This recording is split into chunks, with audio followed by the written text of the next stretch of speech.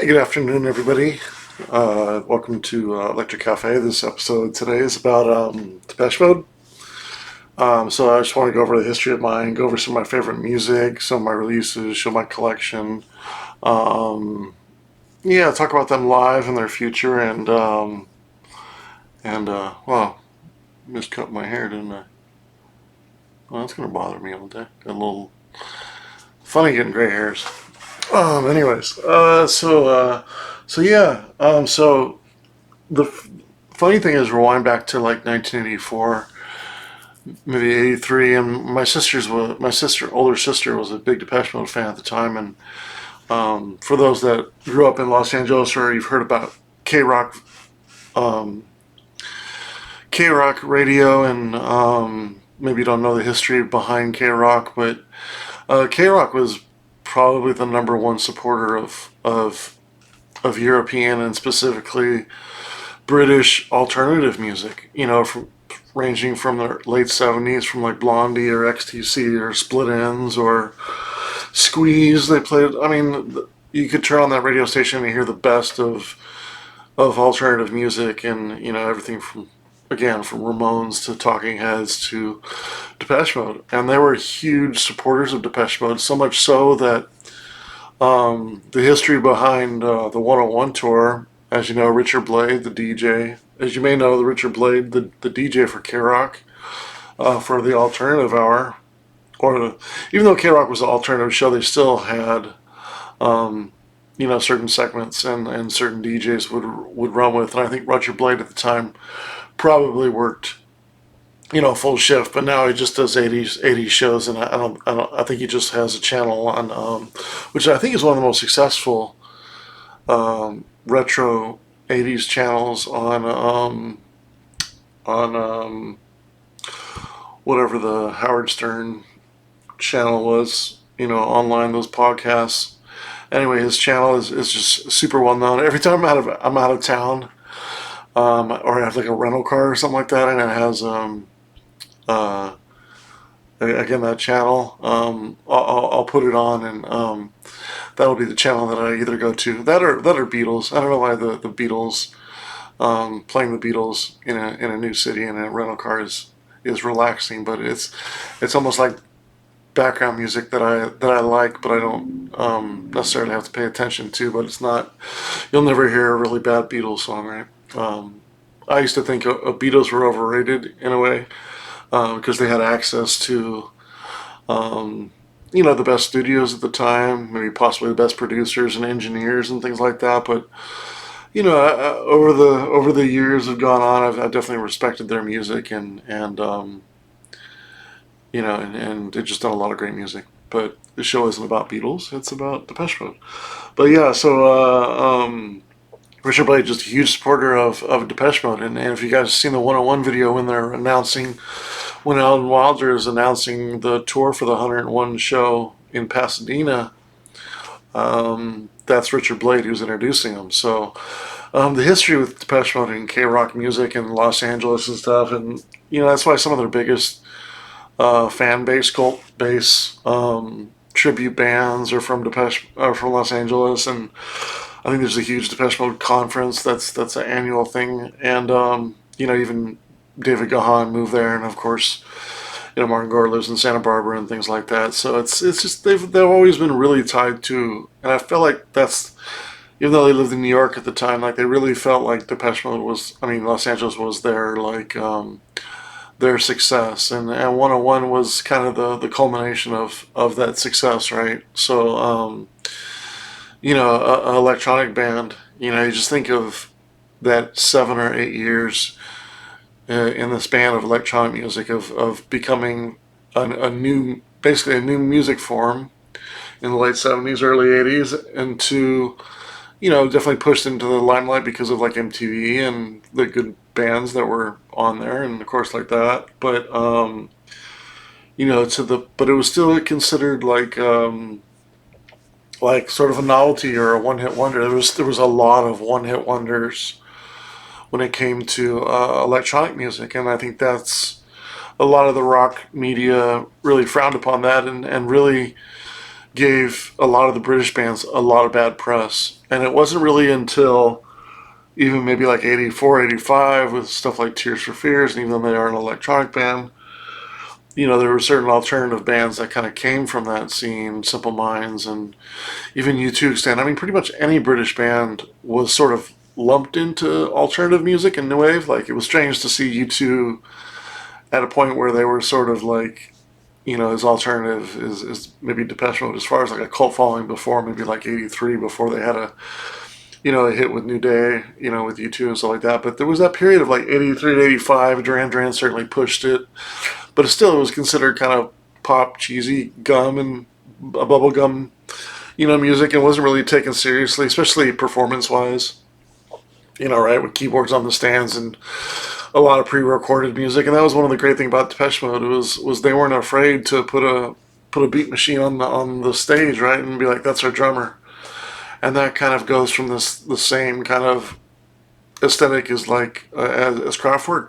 Kraftwerk celebrated it being electronic music, and they weren't shy to try to act like it was some sort of popular or rock music. And even though Depeche Mode had their share of pop music and pop dance music, electronic music, like they built such a cult following that they just weren't going to be denied, and it made sense for them to be the band that really broke it through, and still I don't think has been topped since. Although just in general, there's so many people doing electronic music and so much people doing electronic music is just and Depeche Mode ties over to dance music and the DJ scene in many ways, and really that not only pushed the envelope forward as far as like bands being able to tour, but I mean festivals like Coachella is in Indio, California, and a lot of that success is from K-rock music and bands like Depeche Mode and of course Jane's Addiction and the Cult, and there's so many bands that were so impactful in those times, and that's why everybody really loves that period of pop music, and it's funny saying pop music now, but now looking back, it is pop music and it is dance music and it is alternative music, but at the time it was very alternative compared to what you were hearing on the radio. But now as you step back 30, 40 years later, it's really not that much, alternative.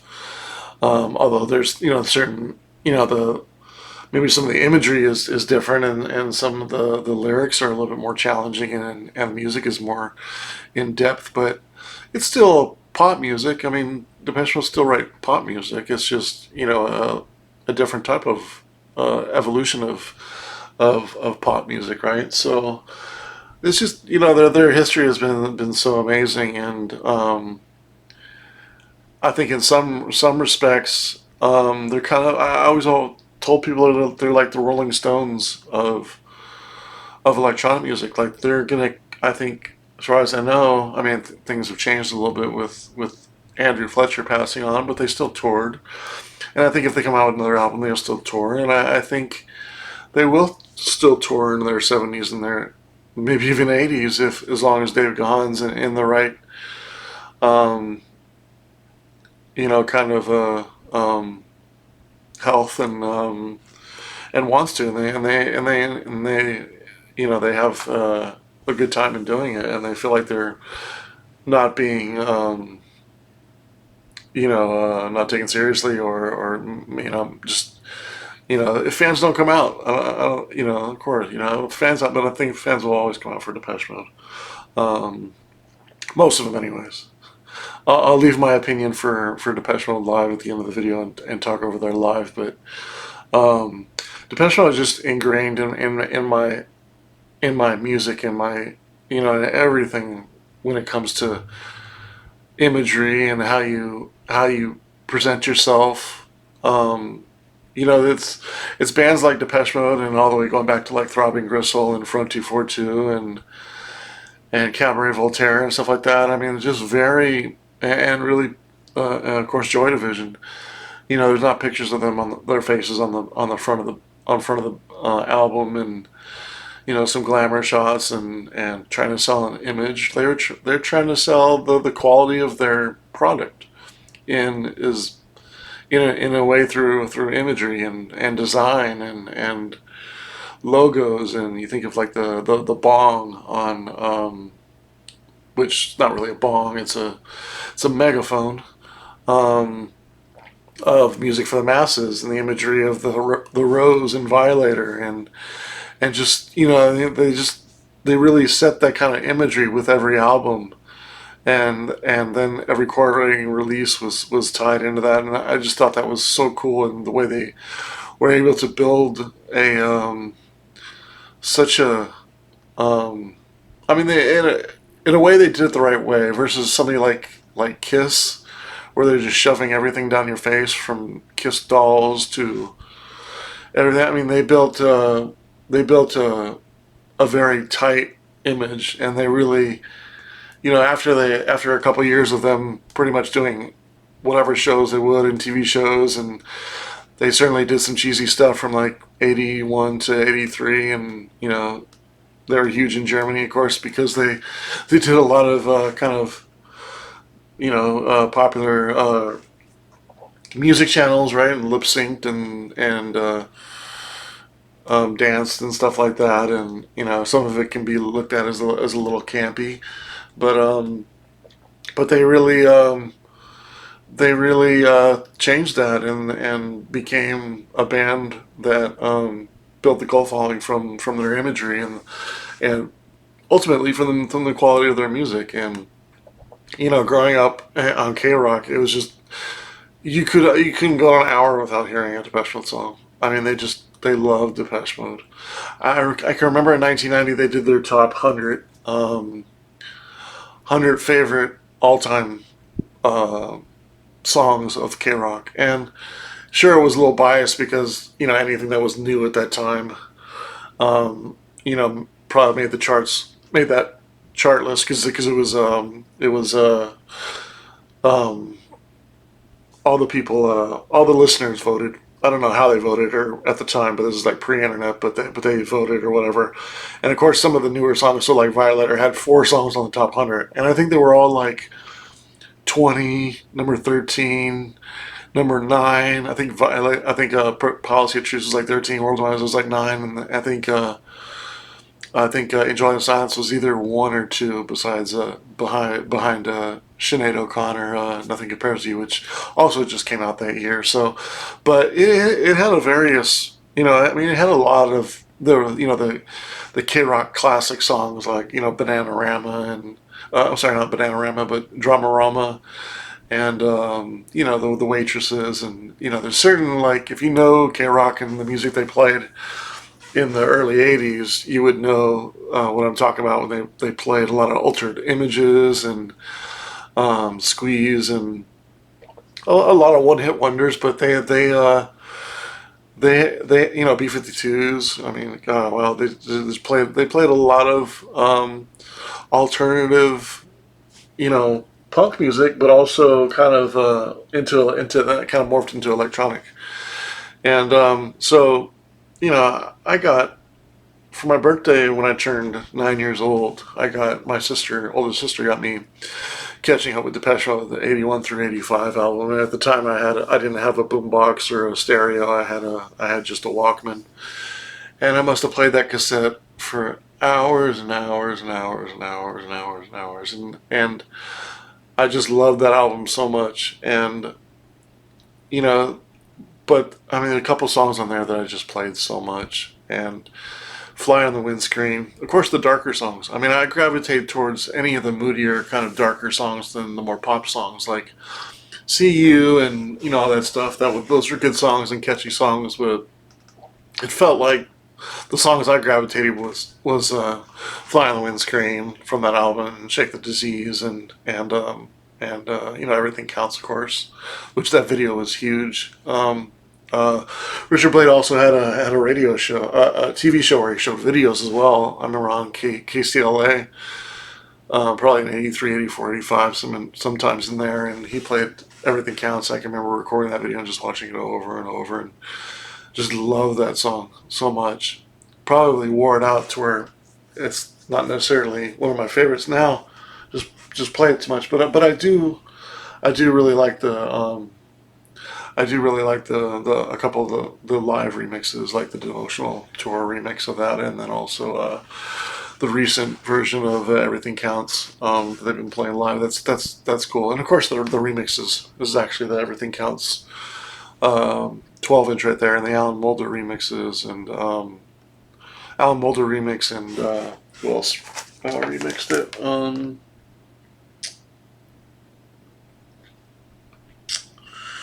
Tim Simeon and Mark Saunders. Of course, Tim Simeon went on to produce Ultra, their album. And it's just two amazing mixes of Everything Counts. If you don't know the remixes and you know the original track, try to get the Alan Moulder mix and the Tim Simeon remix. And of course, Tim Simeon was known for being in something in the box. Just blank on me. Jeez. It's gonna bother me. Anyways, I just had it in my head and just lost it.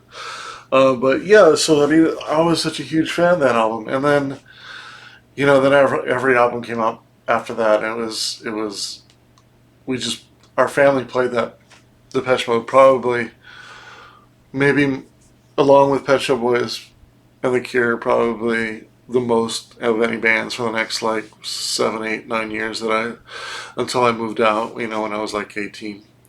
So just kind of looking at some of the releases, right? These are from the box set. So this is the See You, Dreaming of Me.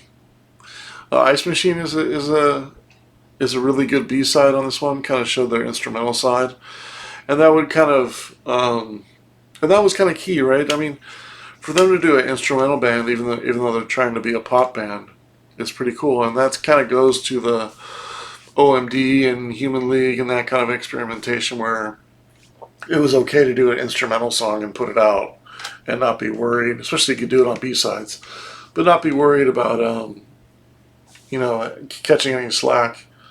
Because in these days, again, there's no 12 inches in these days. There's just 7 inches. So, they weren't too worried about putting anything on the B side. I mean, anything could be on the B side. It was really about the A side, and that's what they knew the radio was going to play. So B gave them really, even though that was the only format that was mostly purchased.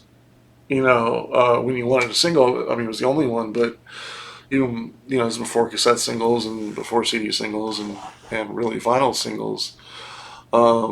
Shortly around 81, 82 is when they started to change, but nobody was really buying 12-inch records until maybe 85, 86, until they got a little bit more popular in America. I mean, that's my viewpoint there. I wasn't necessarily in record stores from 81 to 84, but I started going probably in 85, 86 to record stores, and the sections of the stores that I went on were very minimal.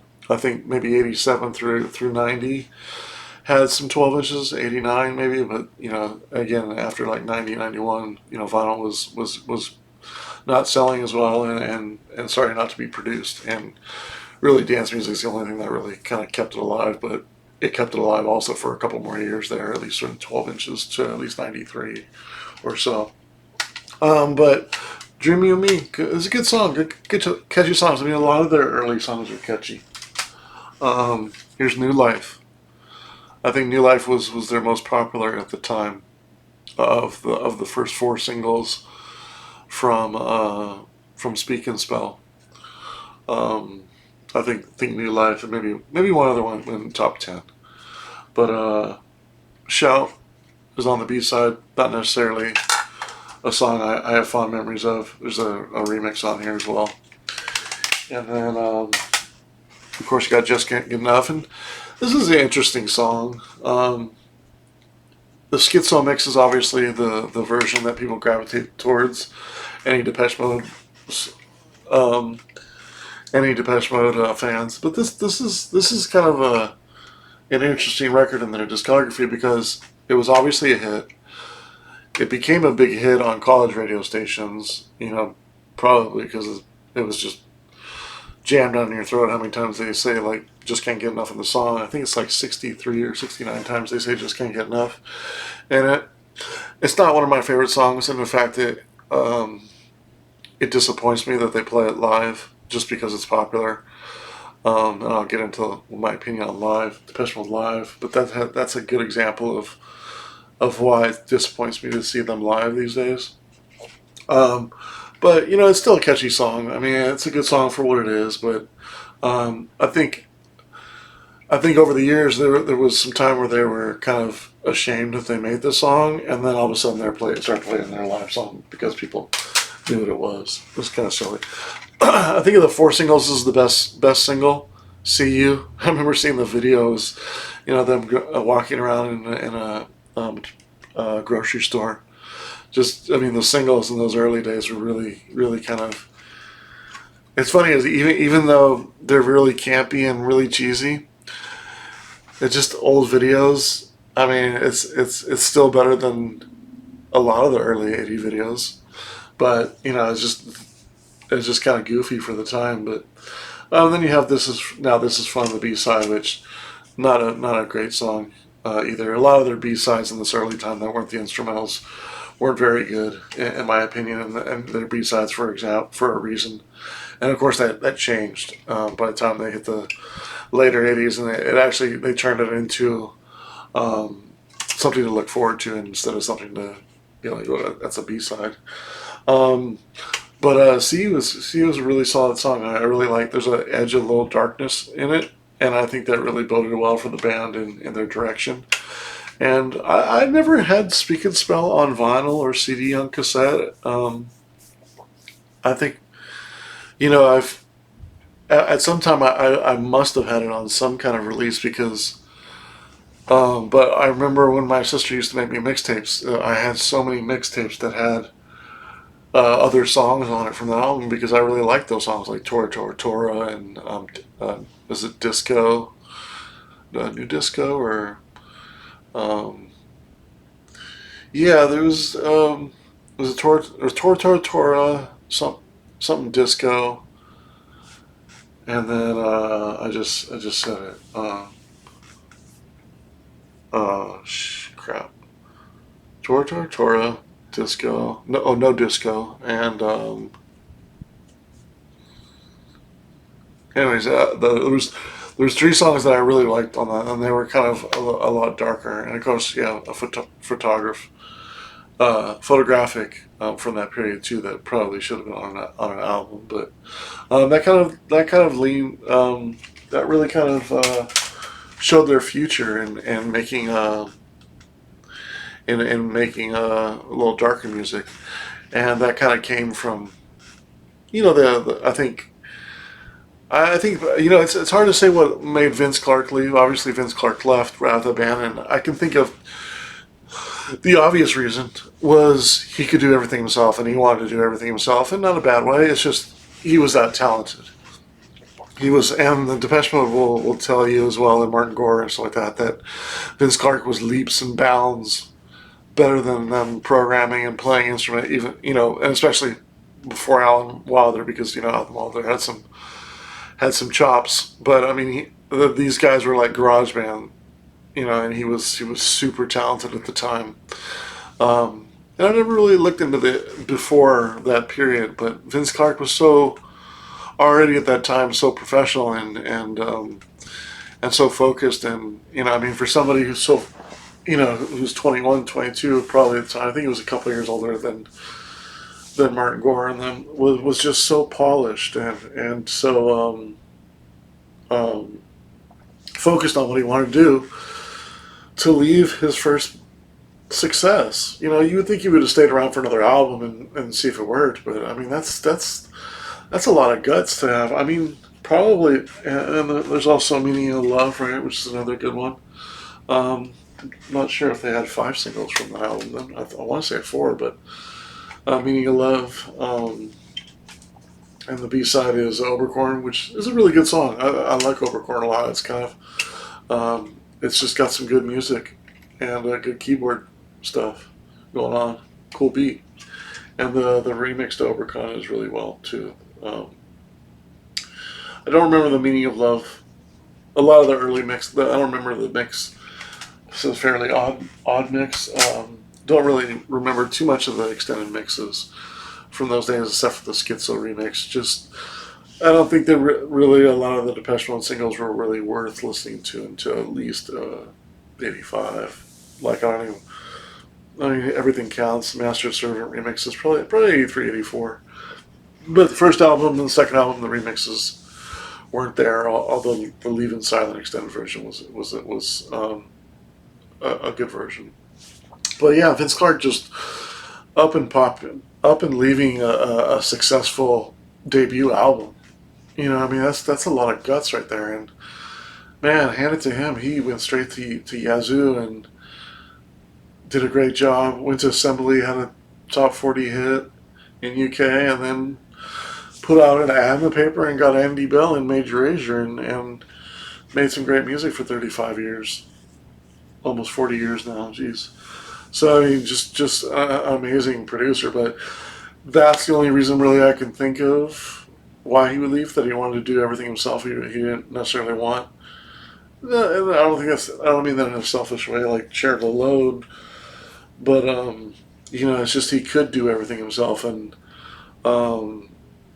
I think probably there's probably some unknown reasons why he wanted to change.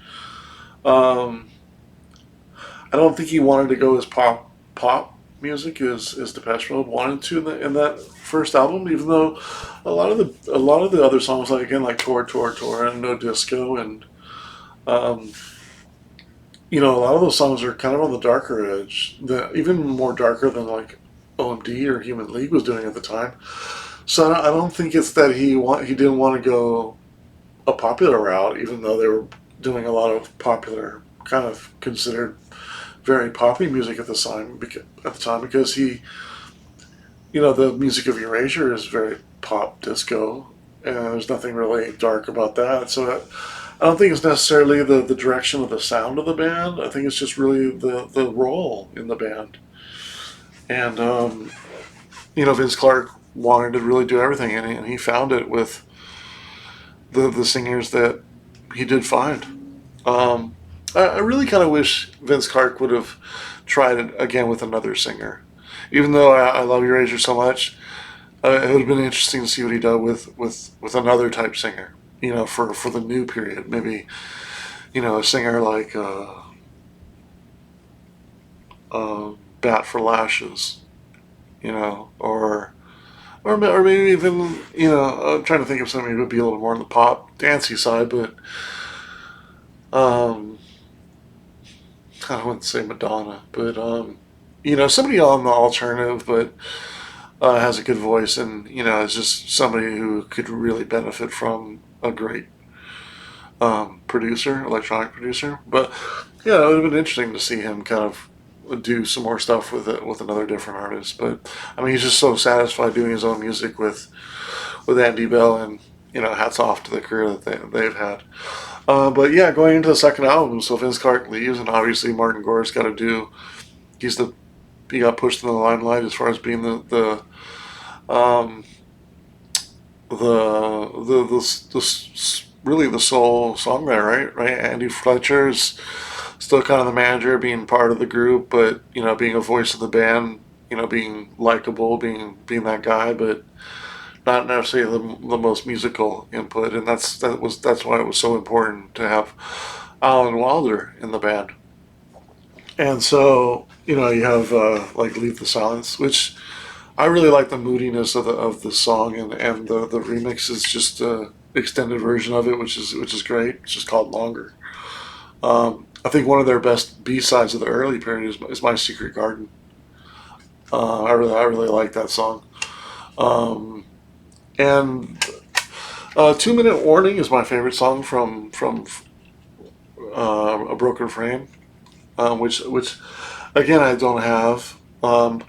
Again, like, even though I was a huge fan in Depeche Mode in '85, '86, I never had the want to go and get their first full albums, because I had 81 through 85, and I knew it so much, so I knew the singles. And then my sister had them, and she put them on my mixtape, so I had them on mixtapes. And from 85 to about 87, at least maybe 88, the cassettes were my main purchase.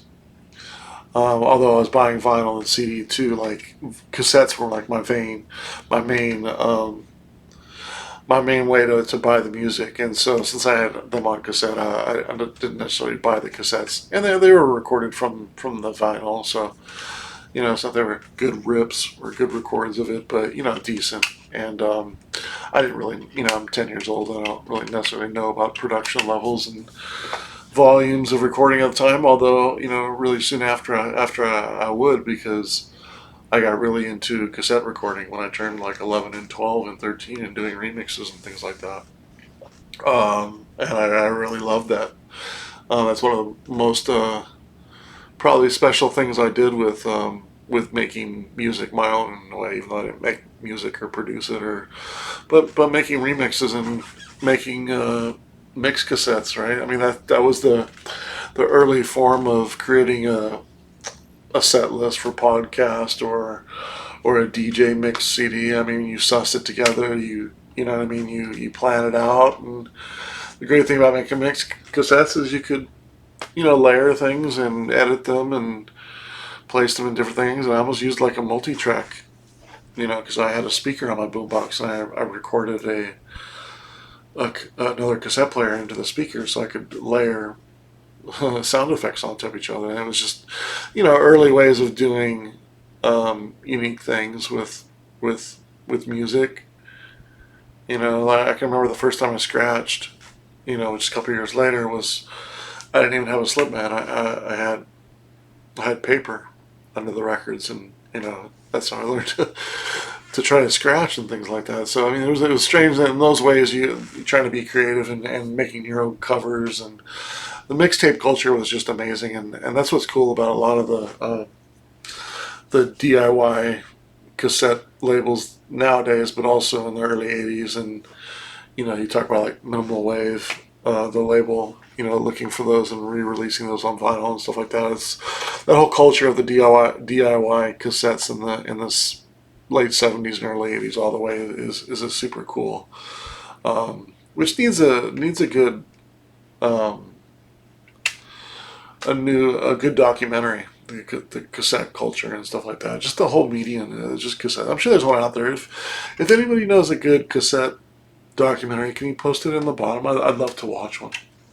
I'm not the best when going online and finding things to watch but I just thought that'd be a cool thing to watch. So yeah, the Leaving Signs was a really good song. Didn't really go to where it doesn't really it didn't do well in the charts. It doesn't. It's not a memorable single in their discography, but I like the moodiness of it. I'm fast forwarding a little bit, but that's because I'm going in the direction of my releases. So here's Get the Balance Right, and the combination mix was solid. Tour live, and also the Great Outdoors. So this is an interesting release for them too. Apparently the guys in the band don't like this song a lot, and it's never been played live. And I think I think that's sad, because it's not a bad song. I don't know how this song isn't. I mean, you think of a song like "But Not Tonight."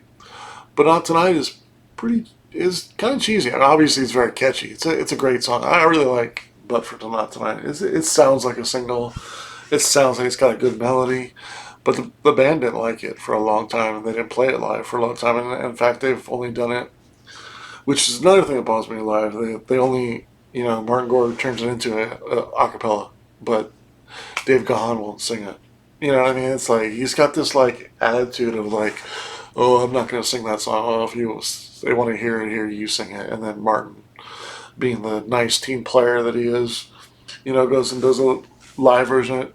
The same thing with one of the other songs they do, but I wish they would do something different. And I'll get into the live again a little bit later. But I don't think this is a bad song, but I think they're ashamed to play it. Which is sad. Um, I don't have construction time again. I just noticed that. Okay. Some great word. This is actually the, I think this is the Korean, yeah, so it's South Korean pressing. I remember having that on there. This is South Korean pressing of Some Great Award. Something to Do is a solid song.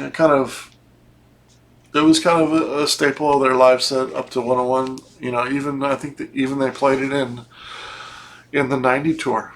Um, Lie to Me is a very underrated song. It doesn't really go anywhere. It doesn't really have the um, it didn't really have the catchiness enough to be a single.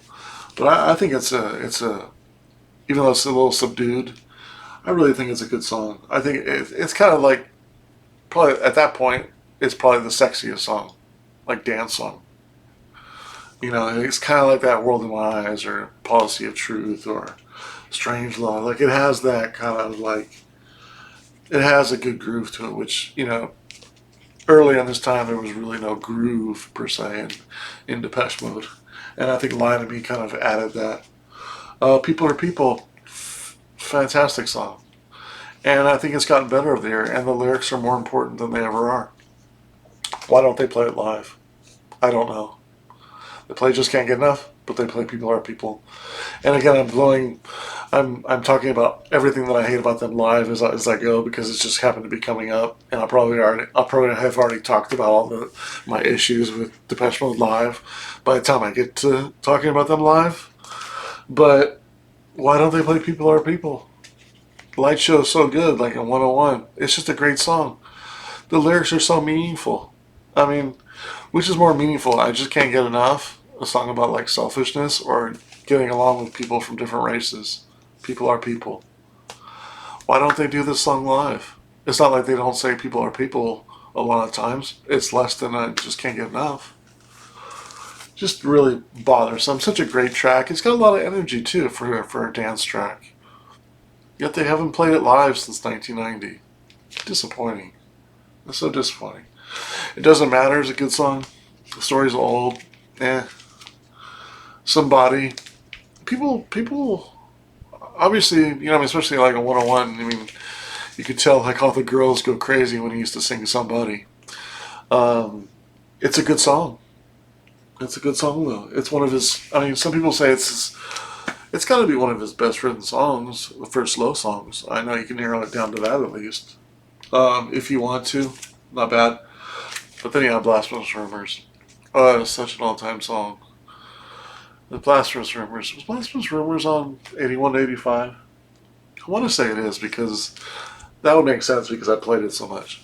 I thought there was a third song in there that I played so much. It was Fly on the Windscreen, Shake the Disease, and pretty sure Blasphemous Rumors was on 81 85. But I mean, amazing. Such an amazing song. Probably one of, to that point, it's hard to say that Blasphemous Rumors wasn't the best song. And again, they don't do it live. It's disappointing. Disappointing. What's going on? What's going on, Depeche Mode? Shake the Disease.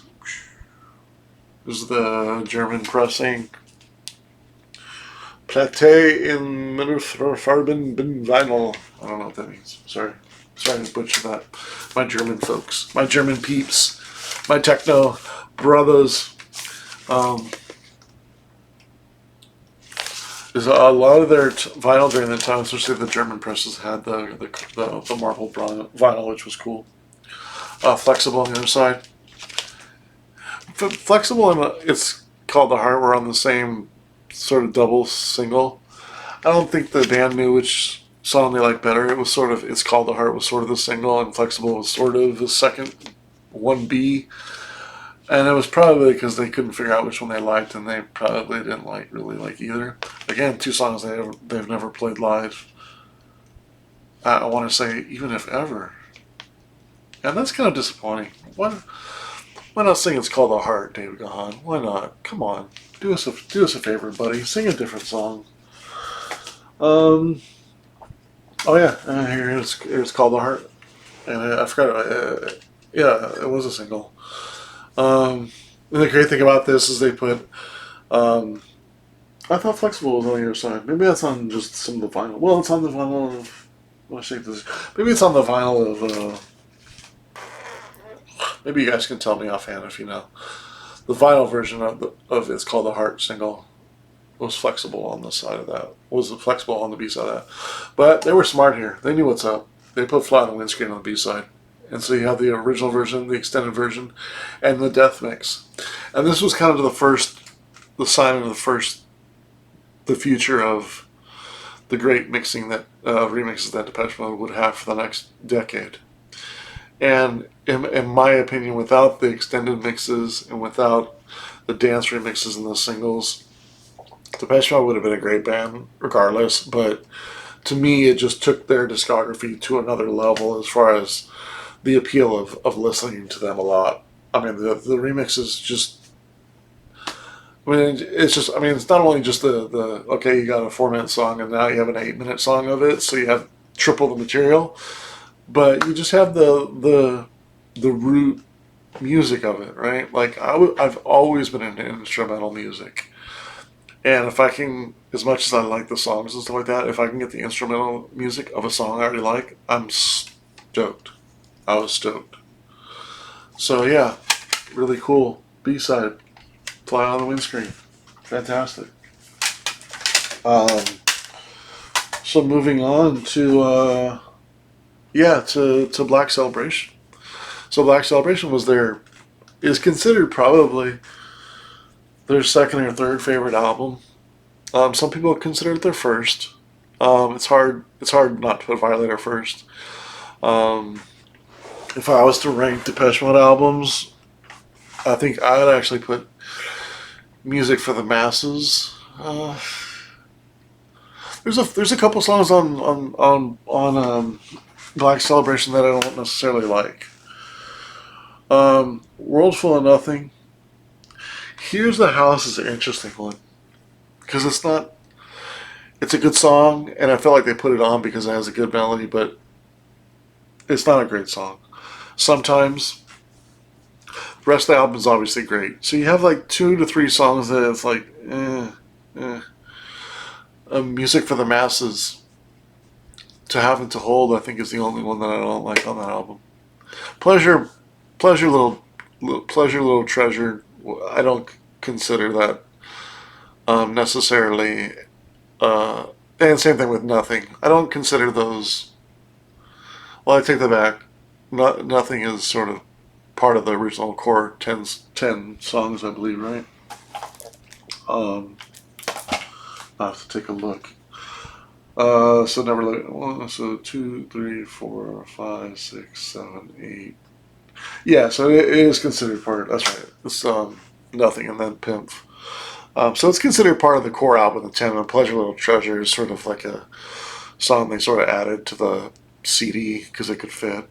So I don't consider that one of the songs. So when you look at the core songs, the 10 songs on Music for the Masses, there's only really one that I don't like. Pimp is an intro, but it's kind of classic because of 101, but I could consider that a half. Maybe I like it a little bit.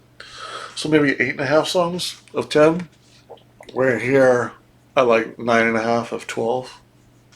You know, so it's very close, and that's we're being super picky here. But I have to say Violator is my first. Muse and Masses second. Black Celebration third. And Ultra fourth. Yeah. So yeah, I mean, I don't have the cover anymore. At least I got ripped off, or I probably used it for something. I had the vinyl of Black Celebration on the wall in my other room, so I don't have it here with me right now. But great album, Black Celebration, title track, amazing, amazing.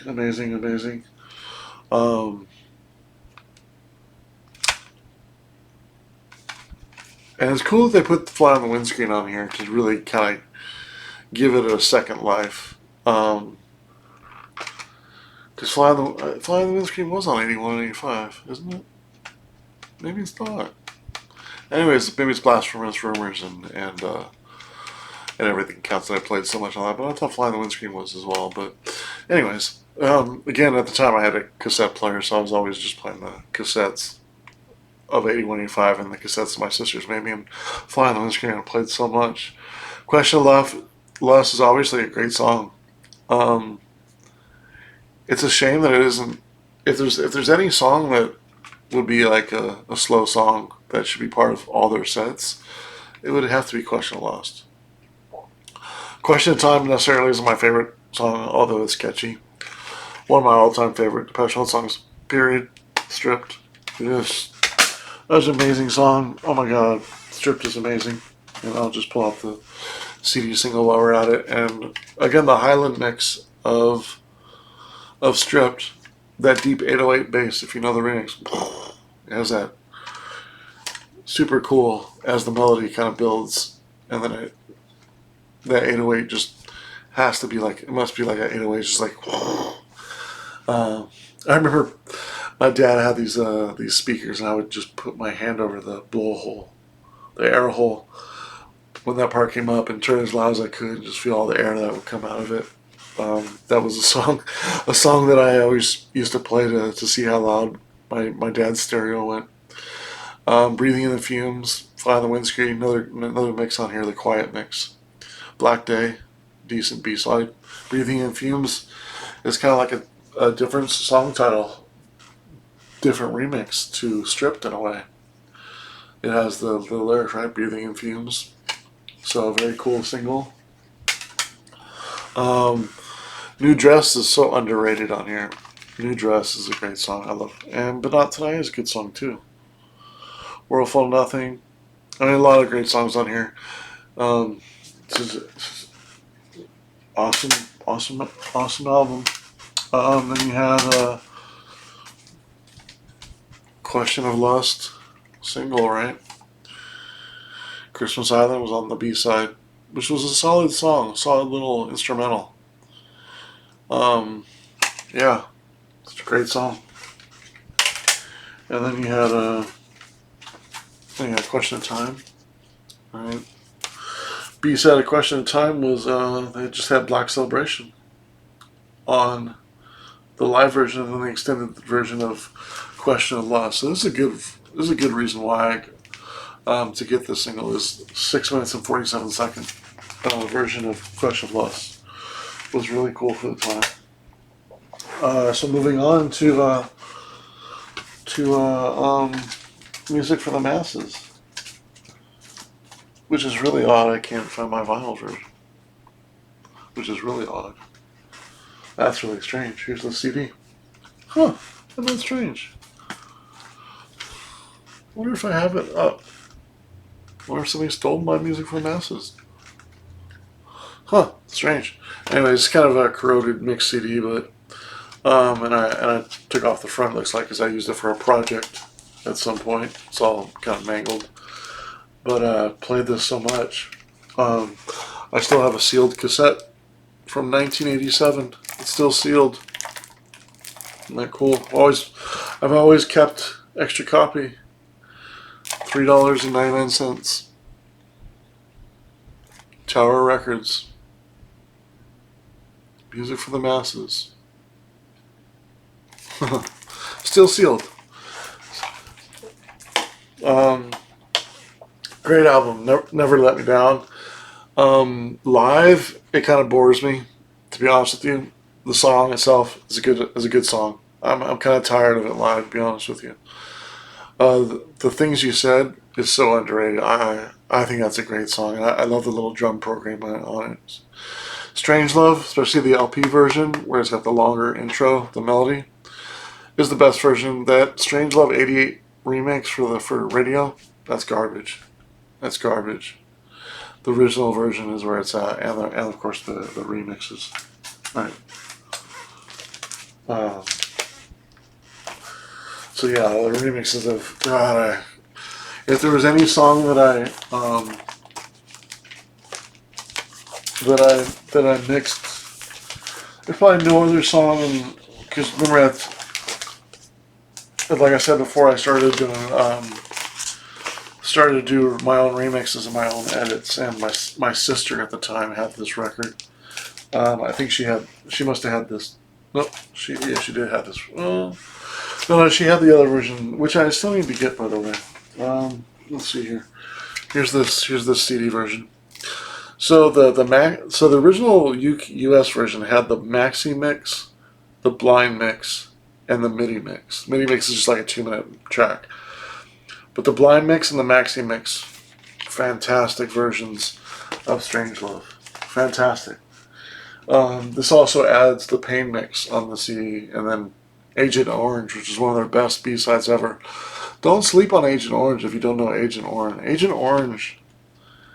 In fact, I'm gonna leave Agent Orange out because I'm gonna put that in. That just reminded me. That's a good mix for the theme that I have for the mix that I'm sussing out. It's kind of post-apocalyptic kind of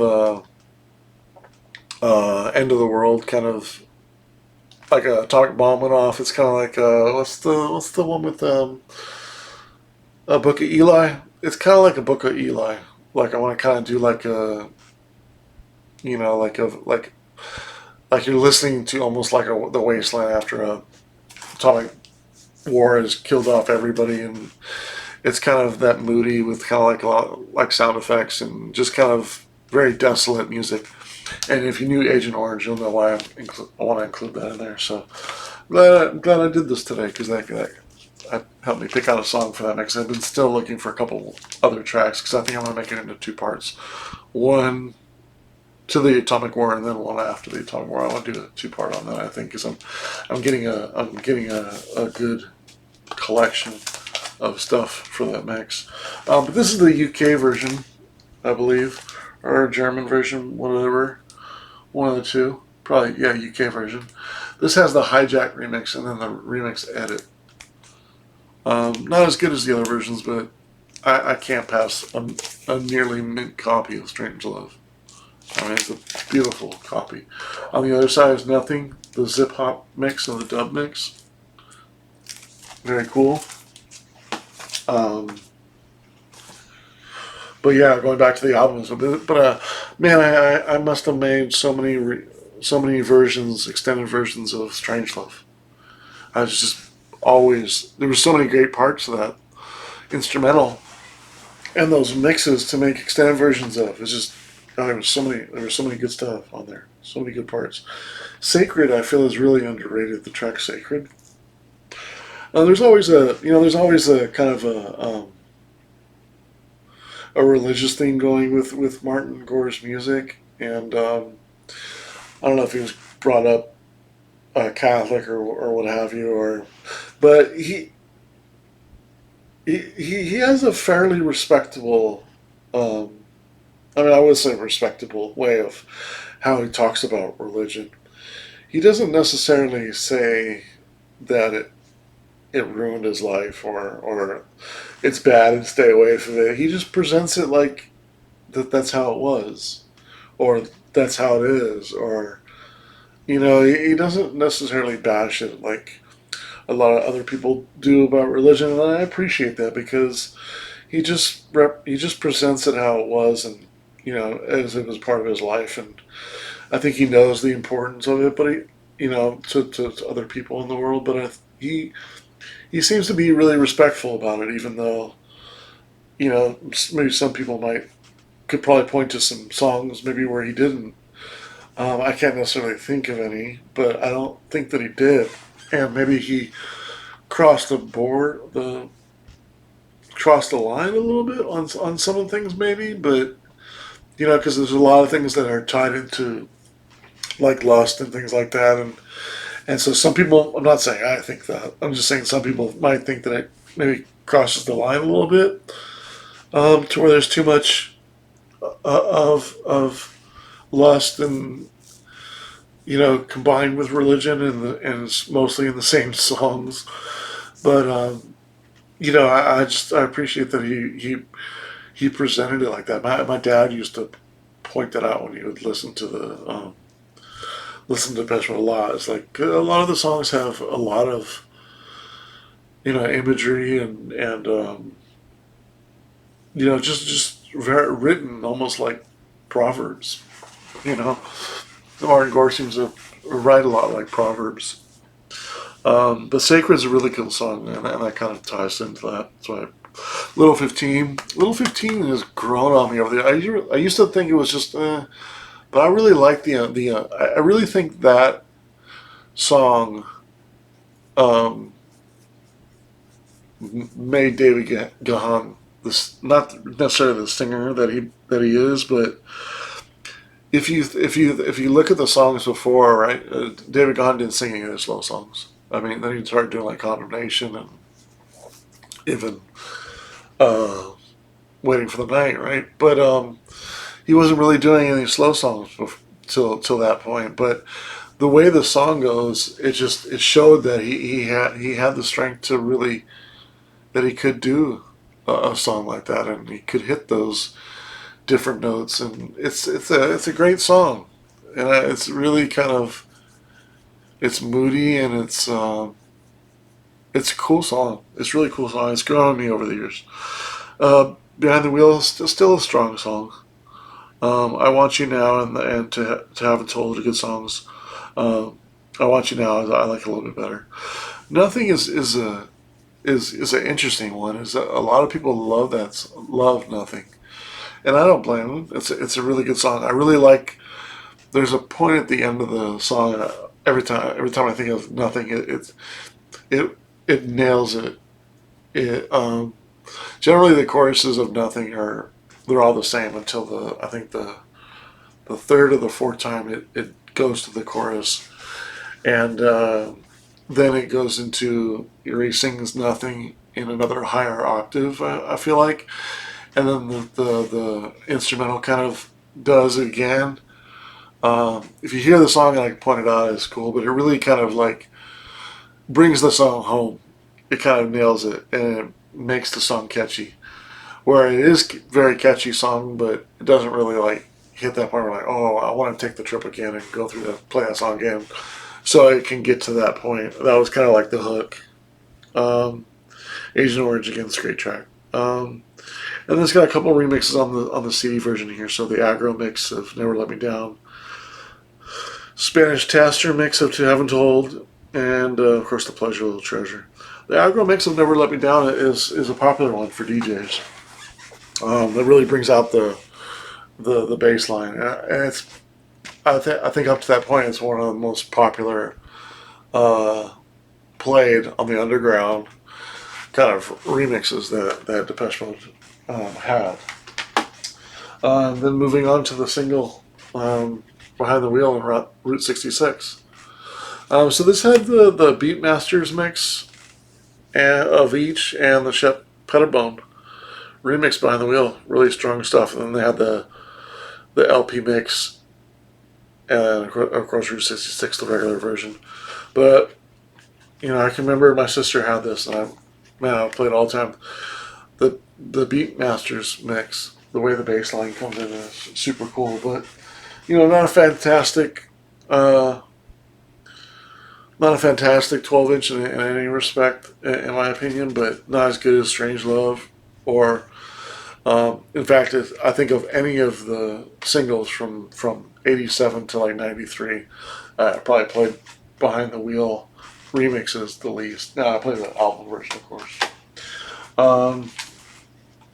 So this is the. So when we get into 101, I used to have the cassette of 101. I have this is a later reissue. I have 101 on my wall framed. The cover of this, obviously, this is a legendary concert.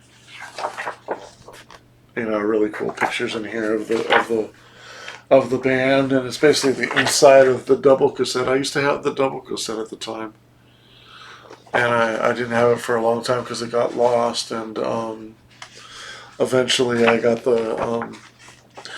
this vinyl version, the reissue. But I mean, just an amazing concert. There's the Rose Bowl right there. I've been to a Rose Bowl a couple times and seen shows there. Acoustically, it is like if you remember them talking about this album and then recorded during the 101 documentary, but they put a huge ton of echo and delay on all the instruments because it could handle that. It's just such a cathedral in a way. It's like it's such a big stadium, an open stadium, and you could just you could just you could just drench the audio and process the audio to the tape and just tape saturation and just it made it such a great recording. And that's another reason why that concert's legendary, because they caught, if you think about it, they're all playing emulator, and I've never really thought about it to this extent, but I've always just, oh, it's a great album. But I think all three of the members are playing emulator twos during this live show. So they're all playing emulator twos, just an amazing sampling machine, keyboard processing. You know what I mean? It's just an amazing workstation. And then they had the other elements, right? They're in a huge stadium, right? Live.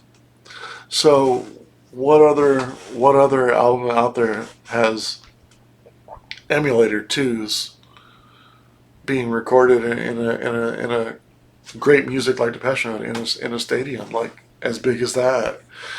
I mean, all those elements just lend itself to one of the most amazing recorded albums of all time, in my opinion. I think for alternative music, I talked a little bit about the Simple Minds, a city of light, in the City of Light record album is similar to this, but it's not in a stadium, and it's not as electronic as this is. And so I have to say, I mean, those two are two of the greatest live albums that I've ever heard.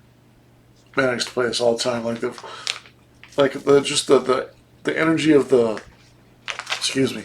the energy of the crowd with like when Behind the Wheel starts and then the banners go down and Strange Love starts. I mean, just when he sings Somebody, Stripped, when they all sing Everything Counts at the end, right? I mean, just an amazing recording, just legendary. I mean, this made them rock stars. This one show. I mean, the tour was one thing. Still on the underground, they were still to that part. I mean, if you think about it, they were still playing in some of the cities to maybe 3,000 to 7,000 state theaters. I think in 101 they said there was like 5,000 people, 3,000 people like in Nashville to see them. So they're still on the underground here, and 101 just took them next. And then Violator album, next thing you know, they're playing New York Stadium, New York Giants Stadium, Dodger Stadium, 60,000 folks. Multiple nights. I mean, they did 3 nights in Dodger Stadium. That's how big they were in Los Angeles. I mean, 65,000 people, 3 straight nights for alternative keyboard band. You know, I mean, just this just put them on another level.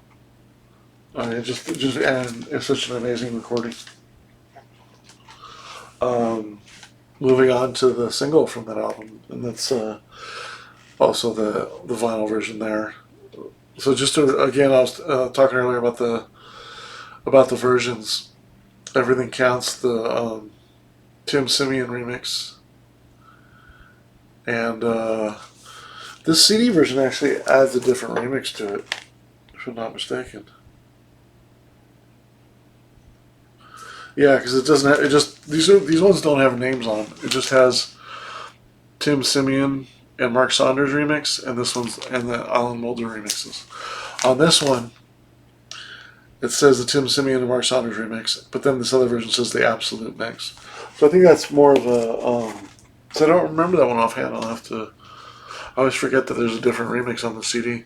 But there's also a Tim Simeon Strangelove remix on here that I always forget about. And then it has the live versions of Nothing, Sacred, and Question of Lust. And of course, Everything Counts. So kind of like a mini album with some remixes of 101. Solid release. And you get your money's worth on the CD, because I mean, that's talking about 8 songs for like $5. But the remix is on the vinyl, man. Hot. Moving on to, so in that time, Martin Gore put out his first solo album, which is called Counterfeit EP. Forgot the name of it for a second. Compulsion is a really good song. The other songs are kind of artsy, kind of, I don't know, kind of, I don't really remember it playing it too much, because they're kind of like, but Compulsion's a good pop song, you know. Even though it says the chorus like multiple times, it gets a little old. It's still a catchy little dun, dun, dun, dun, right? Dun, dun, dun, dun. Good catchy song. And then, I forgot to. There's my little 15 single also, which has a couple instrumental tracks on the others on as B-sides, Saint Jarna and Sonata number 14 in C, which is the Moonlight Sonata. I'm trying to remember who originally. Is that a Mozart song or something? No, don't say. Guess you'll have to give. I wonder if you have to give like. No, I was thinking you have to give anybody like credits, right? But I don't know if it's a Mozart song or something like that. But I should wear my glasses more often. Anyways, I don't know if that's. I don't know for sure if that's not a Depeche Mode song, but I'm assuming it is. It isn't.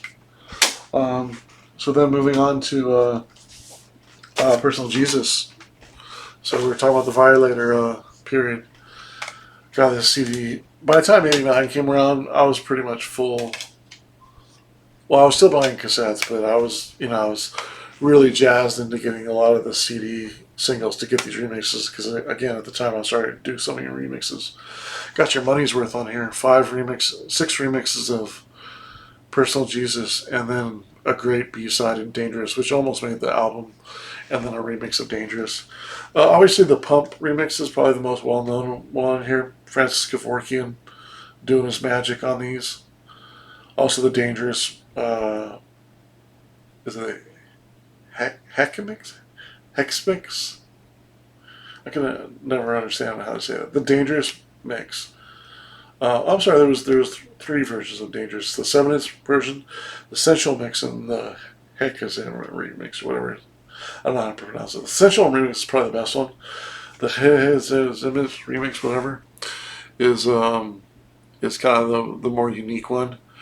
The whole year, the Thou approach on Perseus Jesus is a pretty good remix. The Telephone Stomp remix is a little bit better, but the Pump remix is the reason to buy it. Here's the 12-inch. I have the picture up in my room. Personal Jesus cover. I have it in poster. I have it in framed. And it has the Pump remix on here. Yeah. Great track. I think it was, at the time, it was the all-time #1 selling 12-inch in Warner Brothers histories. I wonder if Vogue passed that, but at the time, this was the most highest selling single at the time, right? And then Violator came out. Here's a couple sealed cassettes. I still have a Violator. Love this album. I did have obviously another version that I played, but I bought 2 other copies at the time and played them. And look at $3.99. I got them on sale as well. That's probably why I bought them for that much. Which is really rare, because at the time, cassettes were still $8.99, $10.99, $11.99, but to get them at $3.99 on sale, that was special.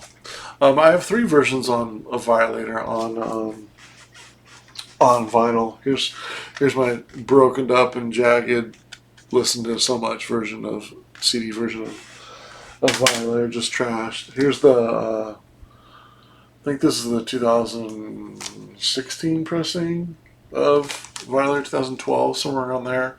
Still sealed. Had to keep one sealed for a rainy day when I get older and want a fresh copy.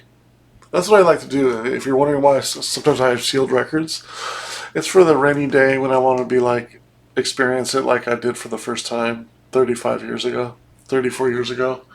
Played it for the first time.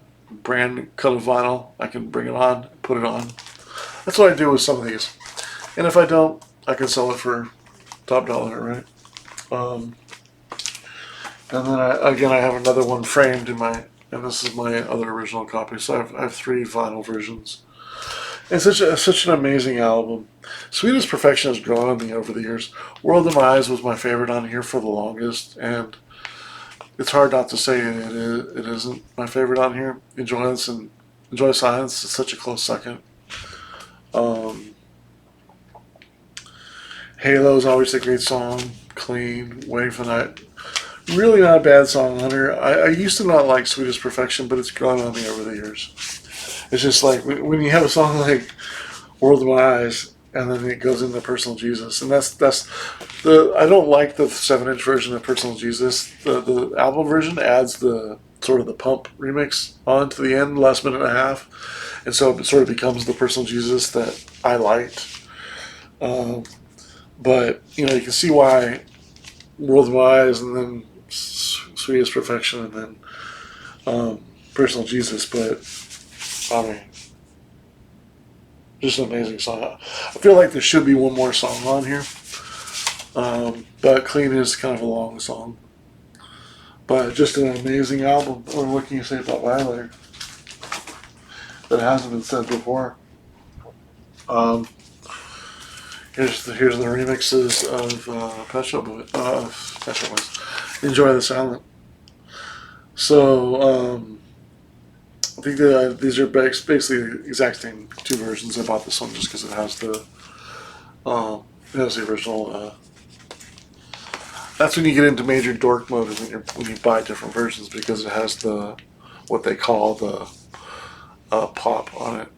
Is it called the pop or the? Yeah, I guess it's pop, right? The promotional sticker. Here's the original CD. I can still remember the day I got this. I also brought this up in my my electronic. Getting Away with It was also. This is a very rare.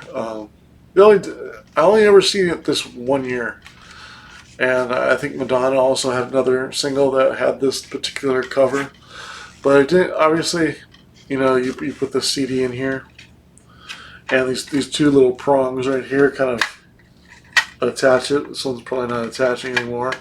And again, that's one of the reasons why they didn't go back to this. But then the cover slipped over here, and of course that would kind of, after a while, well, I mean, it's been 34 years, so it didn't necessarily break the spine, which is surprising as much as I played this one. But, you know, obviously not the best kind of cover in the long term, and that's what kind of led to the them going to these type of more standard maxi singles, and of course the regular spindles. But you know, they went away from these for obvious reasons, and also to the cardboard ones. But I still remember the day I got this. I'll never forget the day I got this. I was right after school. My grandmother took me to the record store, and which was odd well, I say it wasn't odd for the time, because my grandmother would always take us. God bless her. God, I miss her. She would always take us to get ice cream after. A lot of times. I mean, it seems like all the times, but it couldn't have been every day. But she would she would take us a lot to go get wasn't ice cream. It was a frozen yogurt, and a place called Yogurt Junction. I still remember it. And they would have, 10 or 12 different flavors, and then the toppings. It was your normals. It was before TCBY, and before Penguin. If you guys remember Penguins, before, I think it was like right after Carvel. If you guys are from California in the 80s. You guys remember Carvel ice cream. Maybe some others do remember Carvel, but I think it was more of a West Coast thing, at least California thing. But then, of course, TCBY got, and Penguins got really, really popular as later 80s went on, in the 90s and stuff like that. So I would imagine at this particular time, for whatever reason, and, well, actually, I do know the reason. My brother started high school in 1990. So my grandmother would have to pick me up, and then we had to drive to pick my brother up. Where before that, we went to the same school. Before he went to high school, so I must have, for some reason, we must have went to the record store at that particular time, because what I don't remember seeing this in the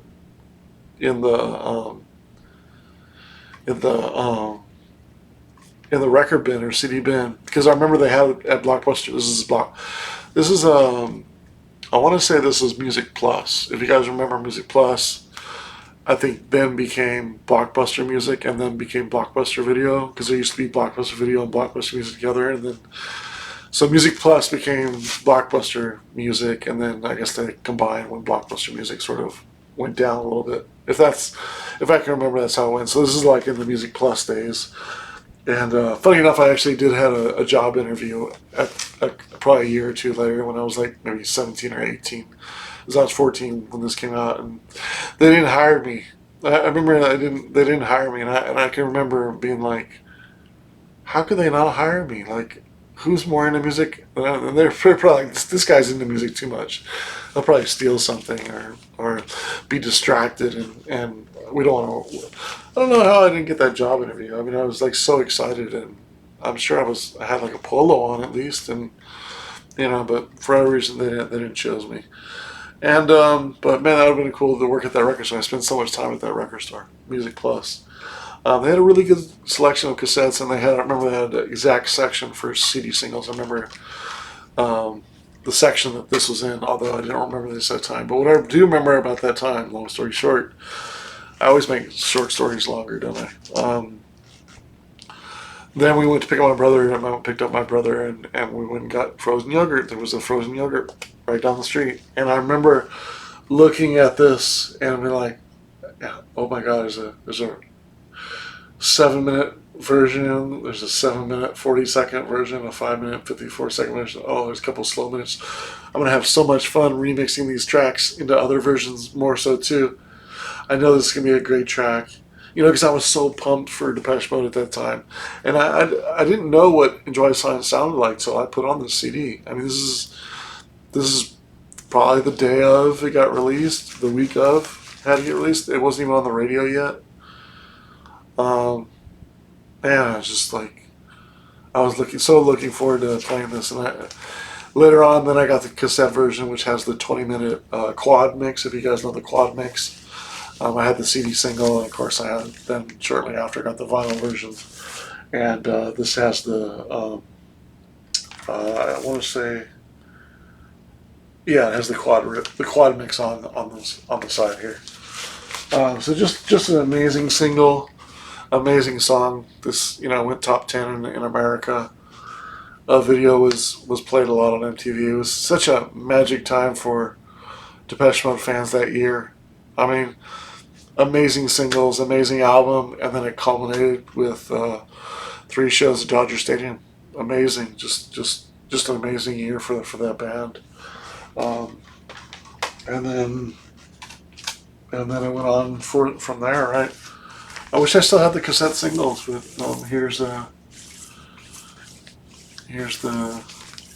have 3 versions of Policy of Truth on vinyl.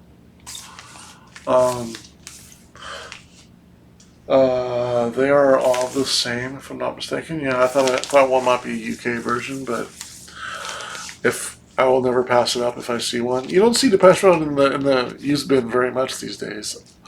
You never saw Depeche Mode, Skinny Puppy, bands like that. You hardly ever see them in the used bins.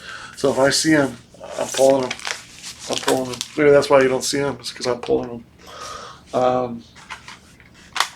CD single, Same here. I used to have the cassette version because tip if you guys don't know, you want to get, and this was why it was so important to get every remix of the, I mean every version at the time. The cassette version has the Pavlov dub of Policy of Truth. So you had the record version, right? And the record version was very similar to the, for the most part, was the Capital mix. Actually, I think. Oh, okay, now I remember.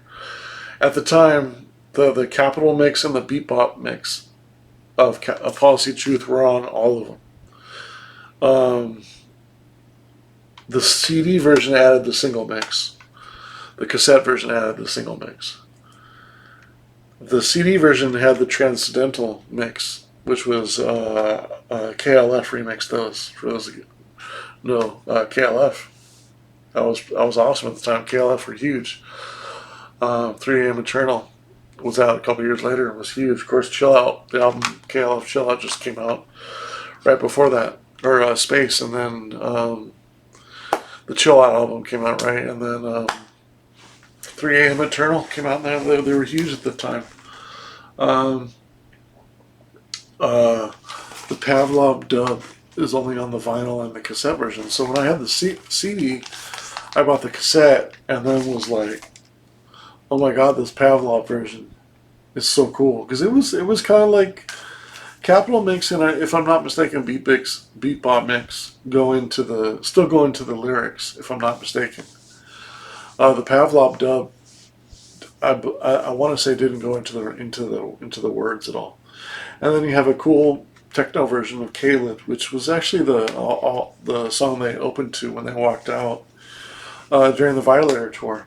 And again, you'd want to get every version because the Caled When Worlds mix was on the cassette version and it was on the vinyl version, but it's not on the CD version. Just the regular remix is on the CD version.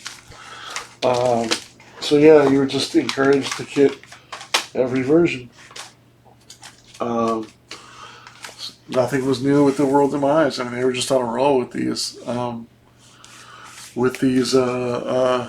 remixes.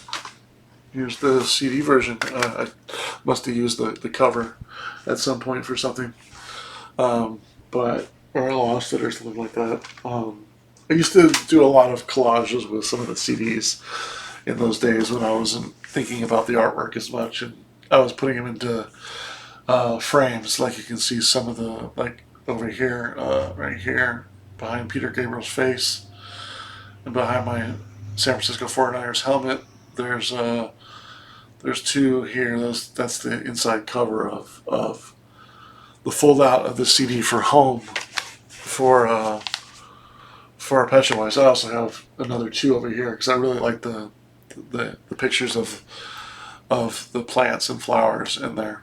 I always wanted to, so I framed those like I always wanted to frame Power Corruption Lies up there, which is cool. It's hard to point backwards. But the Oil Tank remix is phenomenal remix. One of their best remixes of all time. And of course, you wanted to get the CD version, right? And I used to have the cassette maxi too. I just lost them over the years. I wish I had a lot. I lost a lot of my cassettes over the years, just in moves and things like that. I never had like one CD holder for my cassettes, so they were always in like boxes and stuff like that. And you lose a box here and there, and you're like, "Damn, that was in that box. Oh, that was my Depeche Mode cassettes. Bummer."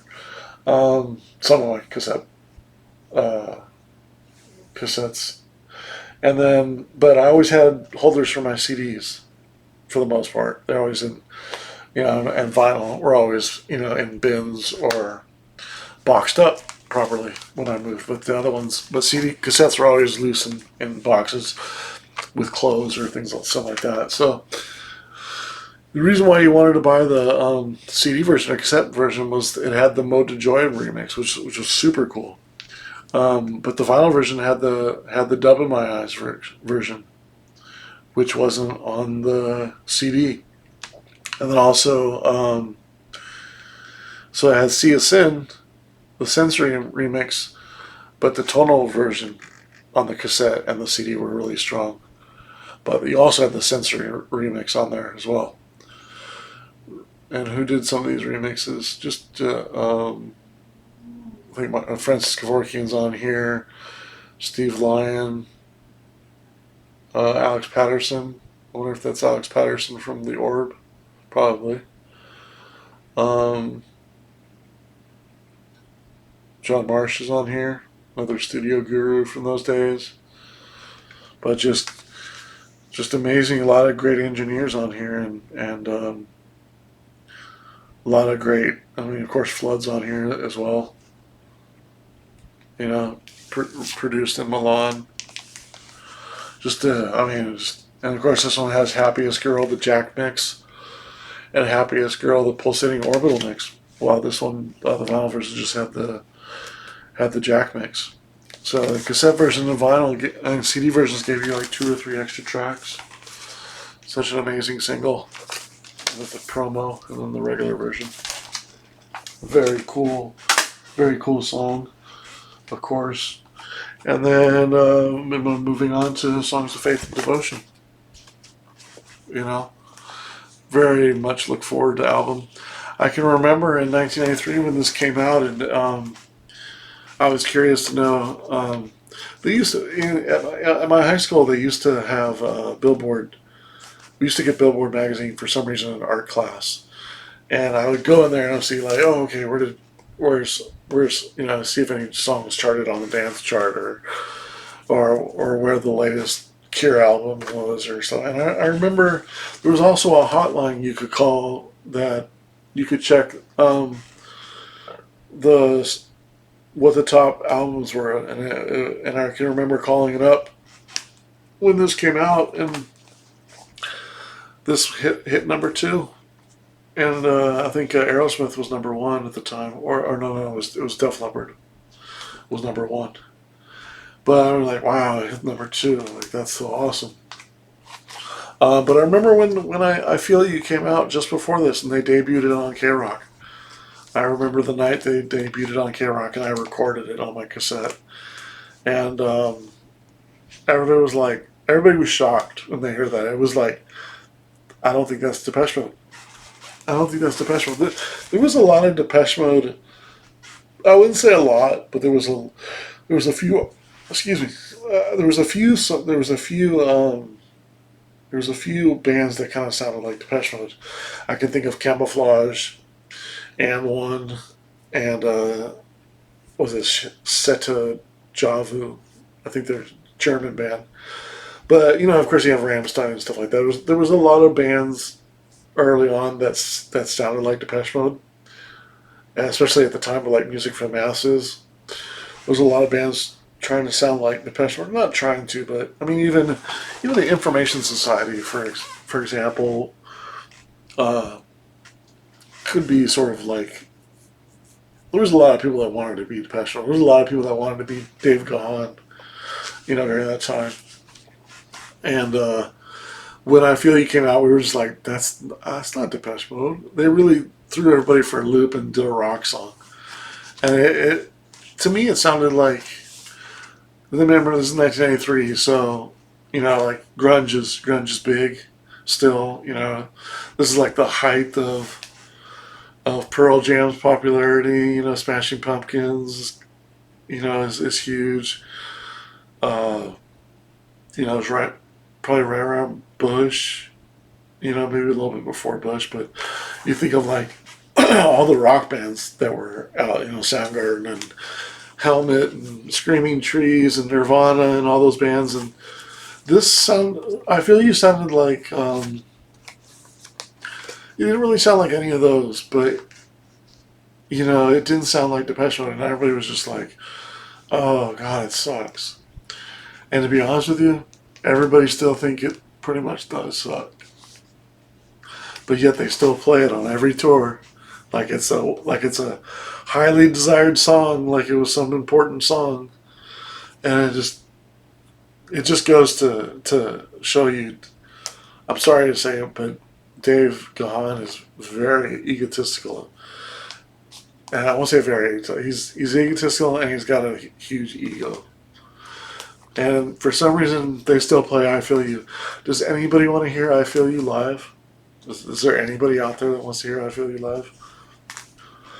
Anyways, and that's why this album isn't in my top 5 albums all the time.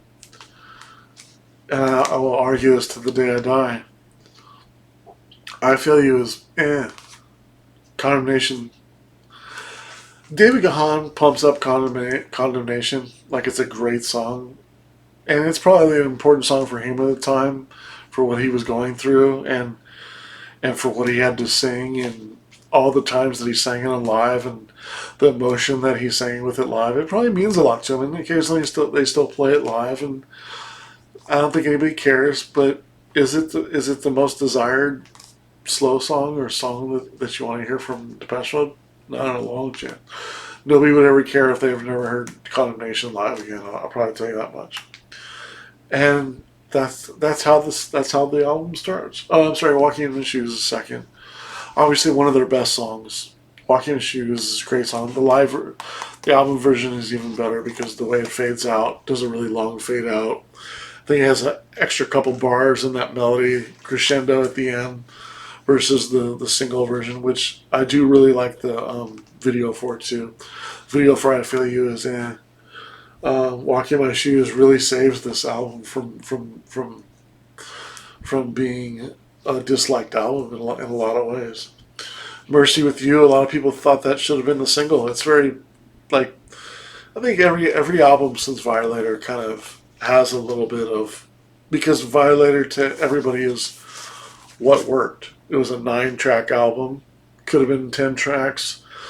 You know, if they squeezed in like Dangerous or something, maybe one of the B-sides, but it necessarily probably wouldn't have worked in there. Although it does feel like Dangerous would have been in there fine, I think. Probably could have been, you know, maybe it would have took away from more of the upbeat songs a little bit. Or maybe it wasn't a home run. I think the band thought it wasn't a home run. There is a part of me that doesn't think Dangerous, the chorus, really has the power that a lot of the songs had, from not necessarily the choruses, but just it's a good song. It's got a great hook, but it doesn't really have that. I think that it doesn't have the hook to really kind of bring it in and make it, like it's got the dance part down, like the song, the rhythm, the beat's cool, the melody's there. The lyrics might be a little bit short, maybe that's what it is, but it just doesn't have that, like, this is a single, or this is a song that's worthy enough to be on there. If it's not a single and it's upbeat, I think that's what makes Violator work. It needs to be like a Martin Gore song or a different song. It can't be like Another World of Mine. Like, I think having Dangerous on there might have took away from it. But on this album, Dangerous would have probably been really needed. Not the actual Dangerous song, but another song that was upbeat, because Mercy and You was, in a way, it was kind of like Policy Truth 2.0, but they didn't release it as a single. They played it live, didn't necessarily go over that well live, never played it again live. And so it's funny when they do live, they do a certain amount of songs from a live album, and, you know, maybe a song, I can remember they did, you know, when they do like a couple trial shows, like in like 2009 in Luxembourg, they did their first trial shows, and, you know, and they played In Sympathy, which I think is a very catchy song. It does kind of drag on a little bit. It's kind of like pushing 5 minutes. Maybe it should be like a 3.5, 4 minute track, because it does kind of. But the melody is so catchy, is why it extends it so long. But the song runs out of gas, and I think they felt that live, and so they took it out of the live tour, and they put in something like I think Strange Lover, Policy of Truth, which they weren't going to play during that tour, and they put it to the same backing, which is the bouncing balls, if you guys remember that tour. But In Sympathy was in that place, and I think that kind of is a good example of it just not fitting into the live. Mercy and You just didn't fit into the live tour also of that time, but they still played it through it, but it never made another appearance, as far as I can remember, in any live show after. And then you have Judas, which is an okay song. In Your Room, great song. That really kind of bookend was a great bookend to Walking in My Shoes. And then you had Higher Love at the end. So there was three great songs there that were long. Get Right With Me. Yeah. Rush is a good song, and One Caress is the best slow song on this album, I think, in my opinion.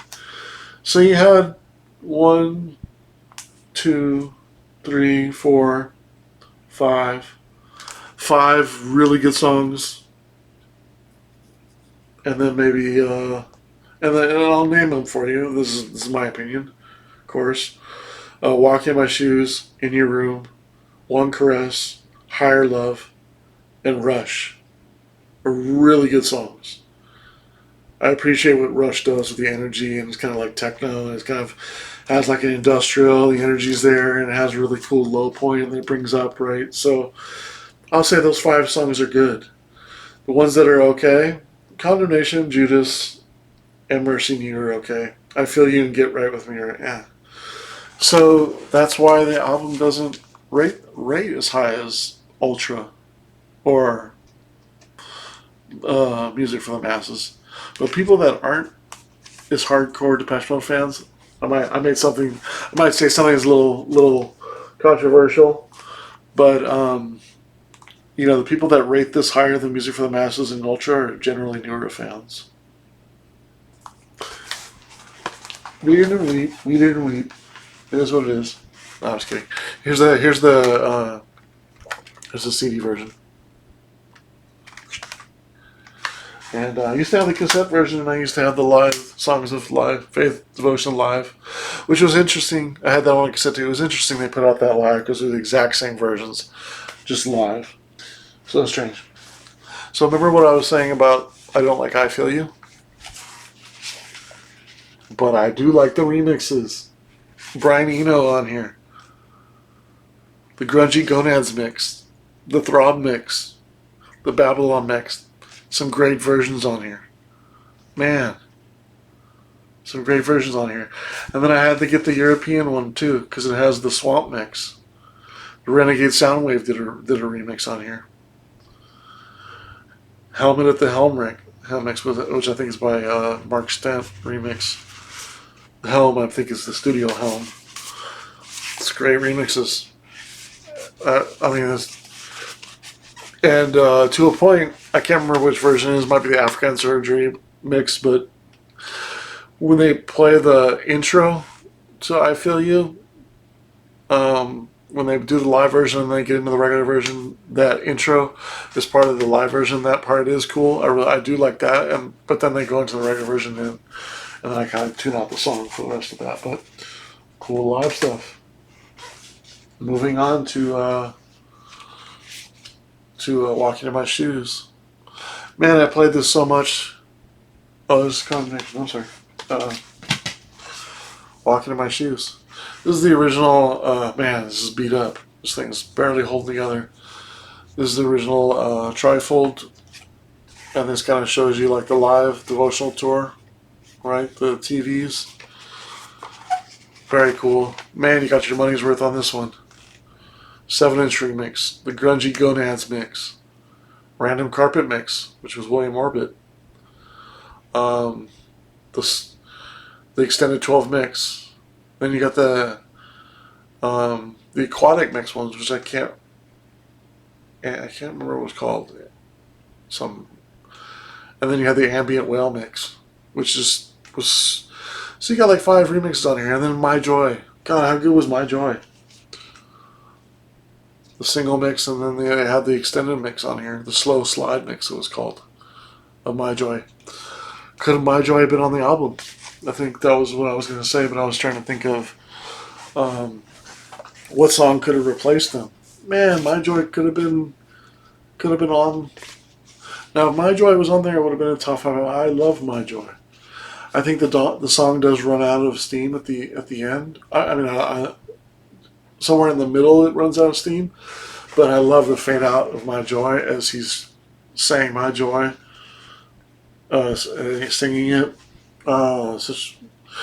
Played this album so much. Walking My Shoes was such a huge song for me in 1983.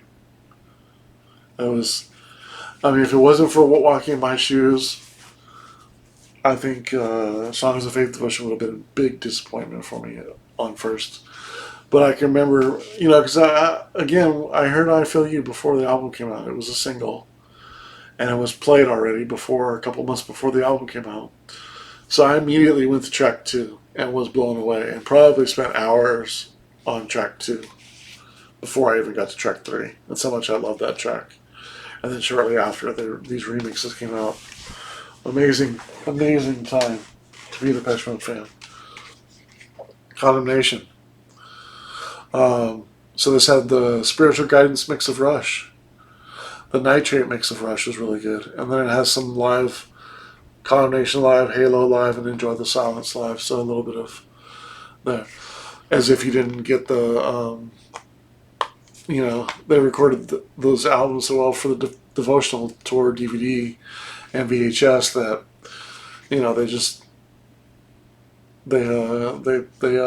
they put the album out too and put the songs out on some of the singles, the other ones as well. Same thing with here. You have In Your Room live and Policy of Truth live. But this is the In Your Room single. Cool artwork. Remixes on this are okay. So it has the Zephyr mix, the extended Zephyr mix, and the G-Box remix, which is very good, and then the Apex mix.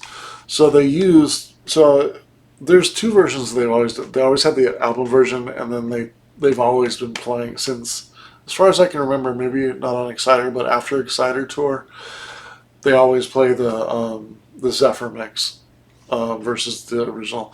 I think the original is such a better version, not only because it has an extra minute and it's a little bit more moody, but it's the first version you heard.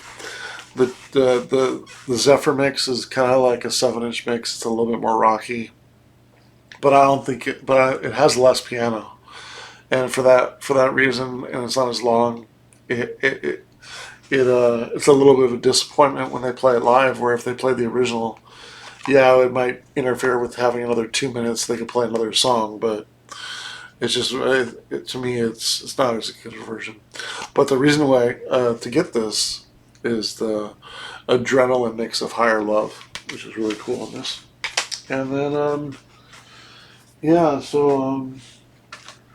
and then a personal highlight for Depeche Mode for me. I still have this one sealed. This is I got this. It's funny to see Juno stickers, and that's kind of where I do reviews at right now. Juno Records for the time being. I do reviews at that online record store for them. So this is the probably 2016, 2015 reissue. Here's the original CD I had. Of course, by this time, cassettes were pretty much gone away for the most part in stores, so you had to buy the CD, and then they didn't have vinyl, so you were just remember how disappointing going record shopping was in like 95 to like 2005. So disappointing, wasn't it? Just like going to FYE, and those weren't record stores. Those were like, or Blockbuster Video or something like that, or God, it was like shopping for music at Target or Walmart or something. Just that period of shopping for music when everything was CD was so boring.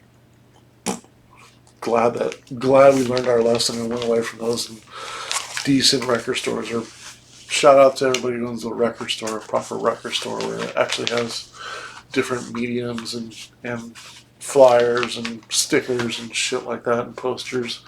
Cool stuff for music dorks to get into, not little plastic CDs to get into. Disappointing. What a disappointing format this is for the most part. But it serves their purpose. But, David Gahan almost committed suicide, right? Oh man, this was such a great album, such a great comeback album. The recording of this is a little digital for my liking, but it's a little loud. But compared to Playing an Angel. This is still on the quiet side, but I think this is such an underrated album. I'm not the only one to say that too. This was a great comeback album. This was Depeche Mode, probably for the only time, in my opinion. You could say their blues period and the last four album, they've kind of, in their own way, it might take years to understand the influence of those albums, if there is any, of the blues electronic period, if that really broke any ground. But here, they really kind of used the technology and a producer and the sound at the time, and kind of injected their own Depeche Mode into it and made their own sound. Barrel of Gun is a perfect example of that. I mean, it should have been more popular, but it has that kind of edgy kind of rock, but it's electronic. I mean, it's perfectly 1997. You figure what's going on, like what's big in 1997, like Garbage and maybe Nine Inch Nails, was still popular then, but just the sound of the more electronic and Marilyn Manson, and I mean this just was a perfect album for that time. It might be one song short of being fantastic, but I think it's like right there in its own way. Like, and I'll tell you why it might be one song short. The Barrel of a Gun has just grown on me over the years, and I've always loved it, but it's just continued to grow on me as one of their best songs, and their best rock song. Love Thieves is a great. It's kind of like the things you said, right? Great song, great song. Home, I think, is one of Martin Gore's most well-written songs, most catchiest songs that he had ever done. And sometimes I think probably his last great written song that he actually sang. Um, it's No Good, one of their best singles of all time. I like the video. It's cool, simple, um, but I mean, just the song is amazing. Right? I mean, everybody remembers the first time I heard it. It's Not Good. This was a really popular album for me at the time because I just turned 21, and I mean, it was kind of like this is kind of my rebellious album in a strange way. It was probably my most played album that year, but you know, yeah, I had, I was living by myself, and I remember I lived out. There was a pool outside in the courtyard of the hotel, and of the apartment complex, and this is in Northridge, California, and I would just turn up as loud as I could, and as loud as it could go, roughly, and then I would go down to the pool and swim, and I didn't care if the neighbors. I knew the neighbors could hear it. The landlord wouldn't come by and knock on my house so many times. There was a girl next door, that I kind of had a little fling with, kind of off and on, kind of dated. But her mom used to hate me, and she would knock on the wall, and sometimes she would send her daughter over, and she would, "Hey Tim, my mom, can you turn it down?" But it would always be this album. I would play this album so many times I probably almost got kicked out of the apartment for playing music loud. And it was this album. Uselink. See, the thing that detracts this album, from my opinion, and I know what they were doing, they were trying to put the interludes from Violator like they did and put them on here with Uselink and Jazz Thieves. And they're fine songs, but they're okay for the time. But I think if they could have took off those and added one more good song, I think the album would have been there. Free State and Insight are really good songs. Maybe a little bit too long, but they're good songs. Bottom Line is one of Martin Gore's best songs. And then you have Sisters of Night. I like Useless. I know a lot of people don't like this. I like the creativity in Useless with the delays on his voice when he says like home and whole. So I like that. It's a good. It's probably hasn't gotten better over the years, but I think at the time it was a really good single, and I like the video, and it's a good song. So I mean, I won't necessarily rank the individual songs. So there's 9 songs on here. It's hard not to really like all 9 songs. That's why this album ranks above. To me, even ranks above Black Celebration. It's right there. In even some ways, I might even rank it better than Music for the Masses. Although I think Music for the Masses is recorded better, produced better, just barely, because Tim Simeon did an amazing Bomb the Bass. I'm trying to remember that earlier. Tim Simeon from Bomb the Bass produced this. He did an amazing job. And I'll say it now while I remember it. The reason why every Depeche Mode album has gone down since this one and Exciter is because the producers aren't there to offset the band. And I might as well get into this now. It's one of my other crux with Depeche Mode is the producers. They have not been good choices. In the early days, they had Daniel Miller, and then Dave Bascom did Music for the Masses. Flood and Kevorkian did Violator. Flood and really Alan Wilder for the most part really did all the Song of Faith and Devotion, and then Tim Simeon did Ultra. What's his name from did Exciter? Mark Bell from LFO. Of course, Mark Bell did stuff with Bjork and RAC, which is I think they did. I'm sorry, not RAC. Storm. Is it Storm Surge? Or it's just Storm? Anyways, it was him and I think him and Robert Lanier. Or no, maybe it was just him by himself did it. He had a techno project called Storm Surge, or I have the CD over there, and then I have a few. There's a few of his singles, CTO and World were two 12-inch singles that they had, and then they did one album, Speed Surge, Speed something Surge, Speed Jack. The album's called Surge, Speed Jack. Yeah, like 96, 97. And then of course, he was in LFO in the early '90s with Jez Varley. Shout out to Jez. He's a really solid producer. So Exciter sounds really good. Now it's interesting when you see a producer. He made it sound really well. He did a great job on Exciter. Exciter is a really good sounding record, but he didn't have enough pull to necessarily probably have a say so into what songs shouldn't have been on there or should have been on there, like probably Flood did.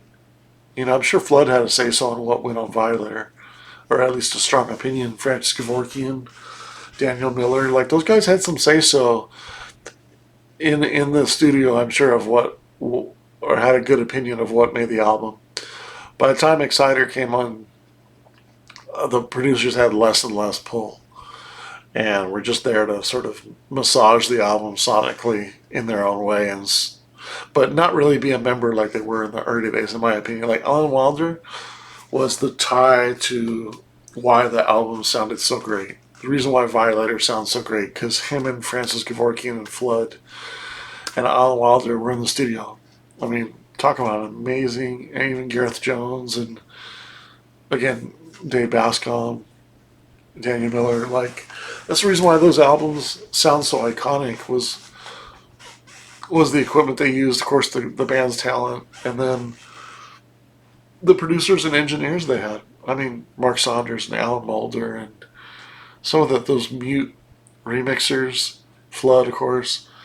A lot of the producers and engineers and mixers they had in those days were just amazing. You fast forward to the later albums, the producer that they chose, I don't think it was a good choice, and he didn't have he didn't have enough strong opinion or a valued opinion. Maybe he thought he was going to get kicked out, or this is my opinion. I think David Gahan, as the albums have gone on and out, as he came out of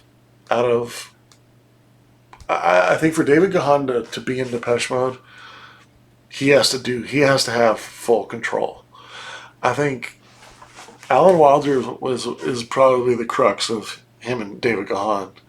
Why Alan Wilder left, in my opinion, is because of Dave's opinionated viewpoint of the direction of the band. Obviously, he was not a huge fan of the direction of how Songs of Faith and Devotion went. Right, that's why that period took a long. He made the best of what the songs were there, but obviously they had a hard time putting down the vocals because David Gahan was fucked up all the time, and you know what would Depeche Mode be without Alan Wilder? I'm talking about Alan Wilder in the songs or live or anything. I'm talking about in the studio. Like, he was the post production engineer. I mean, he sonically made those albums what they were, and the reason why this one sounds so different and every album after is because they didn't have Alan Wilder to do the studio preps.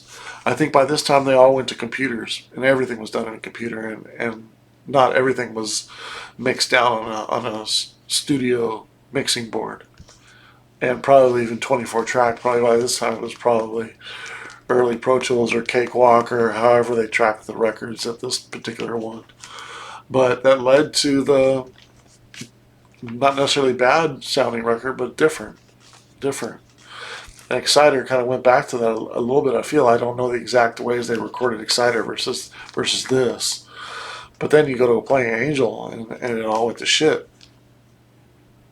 So ending on this is an amazing record. But I think what I was trying to say was that David Gahan is too opinionated in the music that's going on, the direction, the songs that are on there.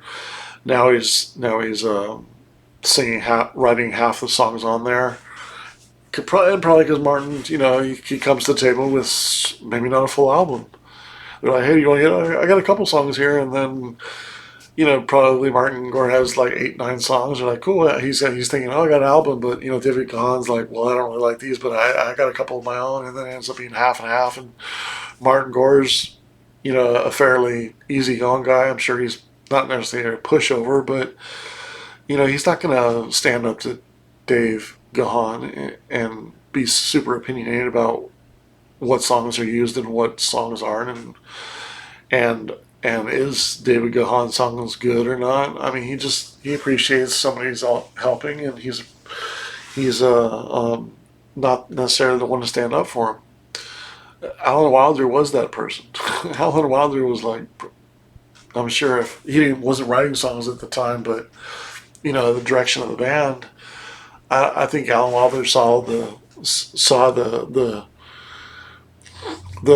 ego monster that was David Gahan growing bigger and bigger in every album, to the point where, okay, he was just a frontman, and I appreciate it. He's got to be the frontman and doing the singing, and he does the best for what he has on stage, and he gets the crowd into it. He is kind of a goofy dancer, but now he's shaking his ass on stage, and all the girls are yelling at him. Okay, this is kind of weird, but I think musically the band stuff. Well, eventually that stuff kind of gets on. It's kind of a distraction, but it's also then the problem is he's becoming too much a part of the direction of the band instead of just being a singer, and that's where the crux of Depeche Mode splitting up in a lot of ways, and possibly we're almost ending. I'm coming up on 2 hours Depeche Mode, talking about 2 hours Depeche Mode, but I'm giving my life speech on Depeche Mode, so hopefully it's worth it. So yeah, that's kind of why. Still my sealed Exciter copy as well. I forgot. And I'll touch on these real quick because another crux of mine, their remixers aren't very good after '93. Here's Useless. CJ Boland's doing the remixes. Strong techno producer from R&S Records. Kruder and Dorfmeister is the only mix I like on here. LFO does the remix on here. Noodles and Damage Done. I think that's a remix, but yeah, the remix is oh, okay, Home and Useless. That's right. So there's one good remix of Useless, and then Home is not really a song you want to remix anyways, right? It's a slow song, so what's a remix really gonna do? Anyways, one good track on here, but this is the end of having some. See, you see what's happening right here with the remixers. They're not studio session people anymore. These aren't engineers or mixers or people that worked with the original stems and the original studio that they were recorded in, right? Those ones became extended remixes and different remixes, but they're from the original stems. They're in a proper studio. Now they're giving them to DJs and people that are starting to do their own remixes and up and coming techno producers and stuff like that. And unfortunately, it led to the demise of the good looked forward to Depeche Mode singles. No offense to, not, I mean, I like CJ Bolin. I have his record Force Sign from '92 from on RNS Record. People know his track. Well, was it List? I'm trying to remember the popular one, but he did Sugar is Sweeter, and then there's another one he did, and then of course Kamaj. I can't remember how to say it. It was just actually just recently reissued, but considered a techno classic from the album Force Sign. But yeah, I can't remember the other popular song. He had Sugar is Sweeter and another one. Here's the other single for. Again, I'm still buying them because I'm hoping. I don't know at the time that I'm about to hear the last. The last good remixes on the other one. This one has. I don't really remember any of these remixes because they probably weren't any good. Disappointing, And then you get to a song like "It's No Good." Hard to improve on that song, but at least make a good extended version.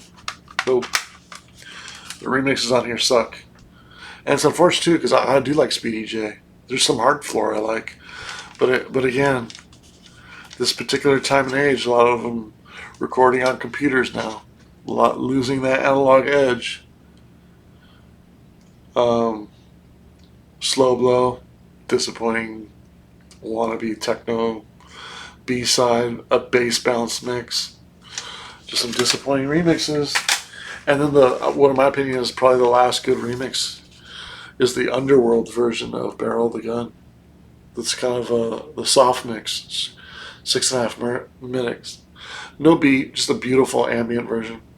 The other songs on here, the other remixes, not good. There's an Underworld hard mix and 7-inch punch mix. Plastic Man remixes Painkiller, which they used to come out. I think they came on the stage on the live to a few times. Painkiller. Richie Hawtin. I'm okay with Richie Hawtin, but not a good version. Not a good extended version. And then you do have a little bit of saving grace here. A good single between the albums. Only When I Lose Myself. So this was kind of thrown in the 86 to 98 package, which was 81 to 85 kind of part 2, right? So the greatest hits was kind of repackaged into that, and this was kind of the single to help promote that. The remixes on here are okay, but nothing to write home about. A DJ Shadow mix. Gus was popular during those days. He did a remix. Now the Safari mix of World of My Eyes is the reason to buy this. It's the only reason to buy this. Looking back, the Safari remix of World of My Eyes, really good. And I don't have the front of it anymore. I must have used it for, but this is this is a two-parter of the single Only When I Lose Myself. This one has some other remixes on there. I think the remixes Only When I Lose Myself weren't bad. But I don't really remember anything groundbreaking about them, So So then you move on to the Exciter. This is a good album. It's a good album. It surprisingly has songs that you look back and you're like, oh, that's a good song. Shine, good song. Sweetest Condition, When the Body Speaks, good song. Free Love, good song. And I do like Dream On. So you're talking about 5 good songs there that I like. Again, Dream On, Shine, The Sweetest Condition, When the Body Speaks, Free Love are good songs. And that's really like 5 of the first 6 songs. 5 of the first. Well, there's a couple of interludes in there again. The Dead of Night. Long will that song. Long will old fans of Depeche Mode rue the day that Dead of the Night came out. They have regurgitated that same song on multiple albums. Every album has a Dead of Night on it. It's like this bombastic electronic song that sucks. And it sucks live. And you'll never hear it again. But unless I'll go through that. When I get to the other album, I'll tell you the other ones. They sound just like it. If I remember. It's not even worth being negative into. It's just... here I'll say this one. Where is it? Playing the Angel. A Pain That... John the Revelator is Dead of the Night. Is the Dead of the Night Part 2. It's just a loud song where he's yelling, and it's every Depeche Mode album has a song like that where it's just annoying, and I don't know if they're trying to like, it's funny because the success of Personal Jesus, they didn't think that was gonna be a hit, and it became a hit, and it's a good song, but every album they do, they're like, okay, we're gonna push a little bit of boundaries. Well, it might be a hit because we didn't think that one was going to be a hit, and same thing with the song from Wrong. Oh, well, it's different than we've ever done. Let's put it out a single on flops. Then you put out a song that sounds like Enjoy the Silence, like what's the song?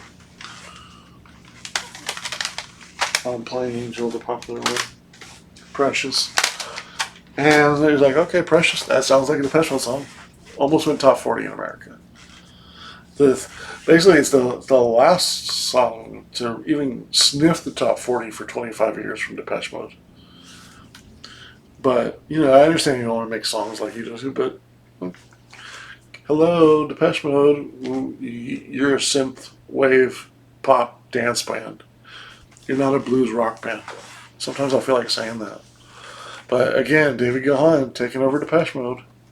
And that's as I get, you can feel my frustration as the kind of albums move on, because that's what's coming. There's some really duds on here. I Feel Loved. Oh, such a bad song. I Am You. Good Night, Lovers. I don't really remember. I think Easy Tiger and Love Theme, those are interludes. Breathe, I don't really remember that song. Comatose, I don't really remember that song. It's just the first half is good. The second half is recorded very well. I love the artwork. One of the last good artworks I liked Depeche Mode also. Really cool. Here's the CD. Looks like you used the front for something. Probably designed it. I did really like the artwork in here. That's why I have it broken up, because I used it for different stuff. I really like the imagery with the flower. I really like cool looking plants. Like how cool is that plant? Like that picture of that plant. I really like pictures of cool plants and flowers and things like that. I like their look in theirs too. I mean, David went back. I mean, we were kind of concerned there, right, with David. His look in the like when he was wearing like the makeup and like sort of like this almost long hair but not really long hair, looking like a strung out Blink-182 member. We were worried there for a little bit for him. I mean, they went back to their clean look. You know, he's got a couple tattoos on him, but he's clean. You know, looking like back in the 101 days. Like, you know, this is kind of, if you think about it, like, Ultra kind of threw the band for a loop, losing Alan Wilder, and then they kind of, okay, we're settled in now. We're going to go back to, you hope that they would kind of go back to their sound. And Feel Love is definitely the standout song on this album as far as like that's a great song. It may not be the best song here, but it originally grabbed you as like, okay, this is a good song. Sort of like when you first heard your room in your room or Walking My Shoes. Like you knew that song was that was a great song. Um, but unfortunately, it just kind of ran out of steam on this album. You know, but for what it is. And then I'm still hanging on, buying the singles, right?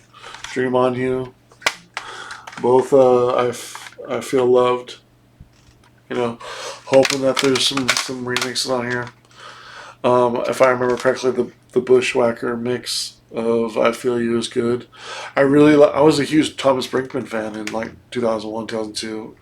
Danny Tenaglia is on here too, but just lackluster remixes. Adrian Sherwood's on here, unfortunately. He was DJ Muggs Flood's remix on here.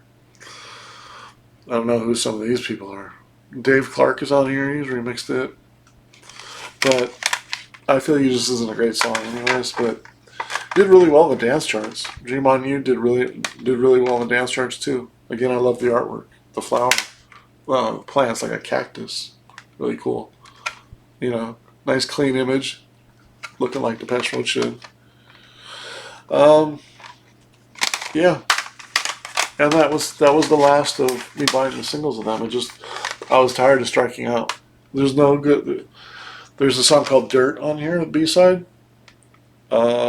Zen Station. B-side on here is Easy Tiger, which I think is on the album. Disappointing B-sides too. Just striking out. So then I gave up on buying the B-sides and just bought the albums. So then you have David Gahan's solo album, Paper Monsters. I think this is a great album. I think it's a really good album. Dirty Sticky Floors is good. Bottle Living is good. I Need You. Bitter Apple. Black something. Black something. I can't. Little Piece. This is a good album. This is a really good album. I'm trying to remember the song that I really like on here. Maybe it's I Need You. But I think this is a really good solo album. Debut solo album, in fact. This is a good album. I stand by that one. Nice job, David. Playing the Angel. Now this one had some hope on it. They were getting a little gritty, and I like this song a little better. I got some stuff on it, but I will say, one of the loudest records I've ever heard in my life. This thing is mastered to the extreme. I'll bet you if you looked at the LEDs, and there's like 20 LEDs, and there's like 3 at the top, I bet you it never goes to the 4th one below until the song stops. This album is so freaking loud. And it's not only because it's pain that I'm used to comes out with that brang, brang, brang, but the whole album is freaking loud. John the Revelator. I like 3, 4. I like maybe 5.5 songs on here. Every album will be like that from now on today. 4 to 5 songs at the most I'll like. Suffer Well is a really good song on here. I like the video as well. It's cool. The 2 Darker song, It's a Sinner in Me, and Nothing's Impossible are super cool. I really like those 2 songs.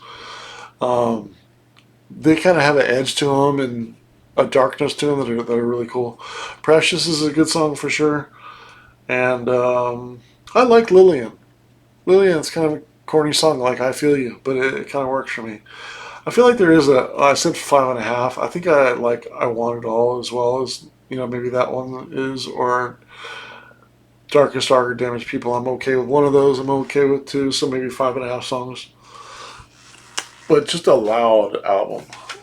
A really loud album. Um, um, David Kahn's second solo album. I remember hearing this and thinking it's not bad, but it's not as good as his first one. Hourglass. Probably have to listen to that one again. Sounds of the Universe. Again, 4 or 5 songs on here. I like Hold In Chains. I'm not a big fan of. It's a good song. I could see it as people saying a good song, but I don't like it. Oh, Fragile Tension. I like. I like In Sympathy. Wow, is that really all I like on here? I'll add a few halves in there that I like. Hold to Feed. Peace and maybe no, I don't like Comeback. Yeah, maybe Peace and Hold the Feet I like half, and maybe In Chains I do like half. So if I had to add them up, there's like 2 songs I really like, and then there's like 4 that I half like. So maybe 4 songs if you add them up. Like probably their weakest album of all time. You know, produced pretty well, but again, a little loud, little loud, little loud, guys. Easy on the mastering, buddy. Easy on the mastering. Delta Machine, which I did do say I did actually get the vinyl version of this. I was feeling a little frugal, and buying Depeche Mode on the vinyl, even though I know I'm probably gonna be disappointed in the album at this point. So this is 2013. So welcome. How many songs do I like on this one? Welcome to My World, Secret to the End, Broken, Alone. There's a few, so maybe 4.5. So I don't mind. I'll put Angel and Half of Heaven as I like 5 songs on there. I like Welcome to My World. I like Secret to the End. I like Alone. Ooh. I'm sorry, I'm Broken. Broken, my favorite on here is probably Broken and Alone. I really like and Secret to the End. I really like the darker songs on here. The slow songs on here, they're okay. But the singles on here are disappointing. And Heaven's a fine song. But You Should Be Higher, Soft Nerve, Soothe My Soul, and Should Be Higher, Soft Touch, Raw Nerve. 2 of those were singles, and then Soft Touch, Raw Nerve. No. And then a song called Goodbye. There was like a Goodbye Lovers on Exciter. I feel like there was a Goodbye on here too. Like, how many Goodbye songs do you have? Maybe it's on a new one. I feel like there's like 3 songs that have Goodbye in it. So yeah, maybe 4 to 5 songs on here. Yeah. It's an okay album. It's okay. And you have Spirit. I thought Spirit was a little bit better. Going Backwards is like In Chains. It's okay. I thought Where's the Revolution is a better single. I like Scum. I like You Move. I like So Much Love. There's a couple of halves in there, so maybe 4 songs in there. A lot of these albums just run out of steam. Cover Me. It's okay. But Poison Heart, So Much Love, Poor Man, Fail, No More. Disappointing Fellows. And then you get to their last one. Oh, sorry. Movimento. This one was better. I don't like Mike Oswald's Mine. This one's got some really cool effects on it. I will say that about this album. It's a little loud still, but I really like the processing on it. I feel like Martin Gore hinted at the electronics, and he buys a lot of modulars and buys a lot of stuff and a lot of hardware, and he's like a super dork when it comes to buying different keyboards and patches and stuff. Like I feel like this he finally kind of, with the help of a few engineers, I feel like this one sounds the best of what they're trying to do, which I feel like is making like a more gritty electronic blues again, whatever, rock band, whatever. Wagging tongue on here, no, not a good song. Ghosts Again is good, really good. Don't Say You Love Me is okay. My Favorite Strangers is okay if I remember correctly. I like the beat on Caroline's Monkey and the sounds and stuff. I really like Before We Drown and People Are Good. I think Speak to Me is the other one I like, or if it's Never Let Me Go. But you're talking like 5 to 6 songs on here I really, really like. So half the album I really like. So this was probably the best album since Ultra. I gotta give it to them on that one. They actually, took it a step further. Just while I have it up, here's some B-sides. Some dance versions of Enjoy the Silence. Remixes by Even Person, Richard X, and Timo Moss. It was okay. Basically, it went with this box set, which I got the box set. I used to have these framed all on a wall. I really like the different colors of them. So I don't know if you guys have seen these out, but they have different. Each one has the same design, just different color. Which I think was cool. I used to have all 6 of them framed on my wall because I liked how they look. But as far as the records, I don't even think I've played them, so they're still probably mint. I know Depeche Mode so well at this point. When this came out in 2004, that there's no really reason for me to. I just kind of just bought this just because as backups to the vinyl that I do like, which. Sometimes I have a problem with buying too much stuff. Oh, this fit in here.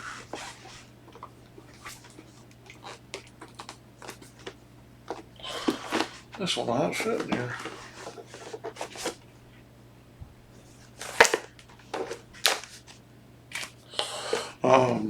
This has a lot of remixes on here, though. I'm probably going to break this. Okay, that's a lot better. There's a lot of, if you don't have a lot of their remixes and the early stuff, I would suggest getting this, although at this point this is probably like $300 or $400 or $500 or $600 when it originally came out. It wasn't that expensive. I think it was like $120 or something like that. I have limited version number 412. There's probably like 5,000 of these, 10,000. But a lot of great remixes on here. A lot of newer versions. But I'm not keen to really check them out, to be honest with you, on them because of the people that remixed them. Again, I liked studio mixers that were in the session and engineers that have an engineering background with Depeche Mode that do the remixes. I don't think I'm going to like a version by Goldfrapp. I don't even like Goldfrapp anyways. I don't think I'm going to like a version of a song of the version of Halo. I already don't like the version that they play all the time. That's in every tour now for some reason. Pain that I'm used to. That remix of that version. That's okay. I'm okay not to hear that song.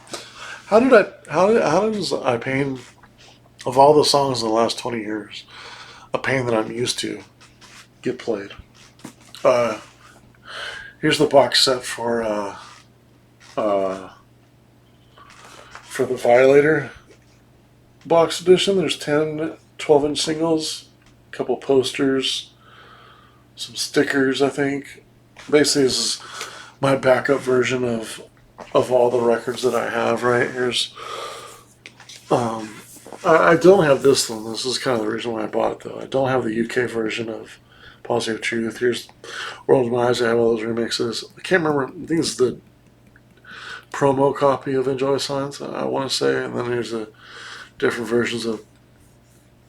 I pretty much have all the remixes of Enjoy Silence. There's Personal Jesus ones, the two versions of actually Policy of Truth. There's three. Well, I say there's three different versions of Enjoy Silence. So it says there's another fourth one over here. But this might be a single-sided one if I'm not mistaken. But yeah, it has all the remixes that I already have on here for the most part. I don't think there's any on here that I don't have on vinyl already. But you know, I really like this package. You know, sometimes it's hard not to want some of these really nice packages that bands come out. And Depeche Mode's one of my all-time favorites. If there was anyone I was going to buy, it was either going to be the Music for the Masses, the Black Celebration, because I want it stripped on vinyl.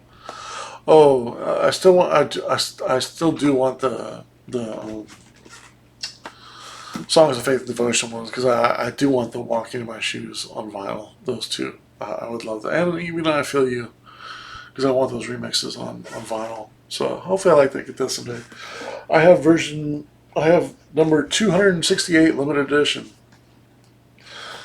There's probably about 10,000 of that, I'm sure. I think this box set right now goes for like something like 500 or 800 bucks now. It's ridiculous. Yeah, some of my I used to have these. I used to have those on VHS. Here's my 101 live DVD, devotional DVD. I used to have the VHS as well. Here's the videos. 86 to 98, the videos. One Night in Paris. Touring the Angel, live in Milan. Live in Berlin box set. I wrote a really long review about Depeche Mode when this came out on Discogs.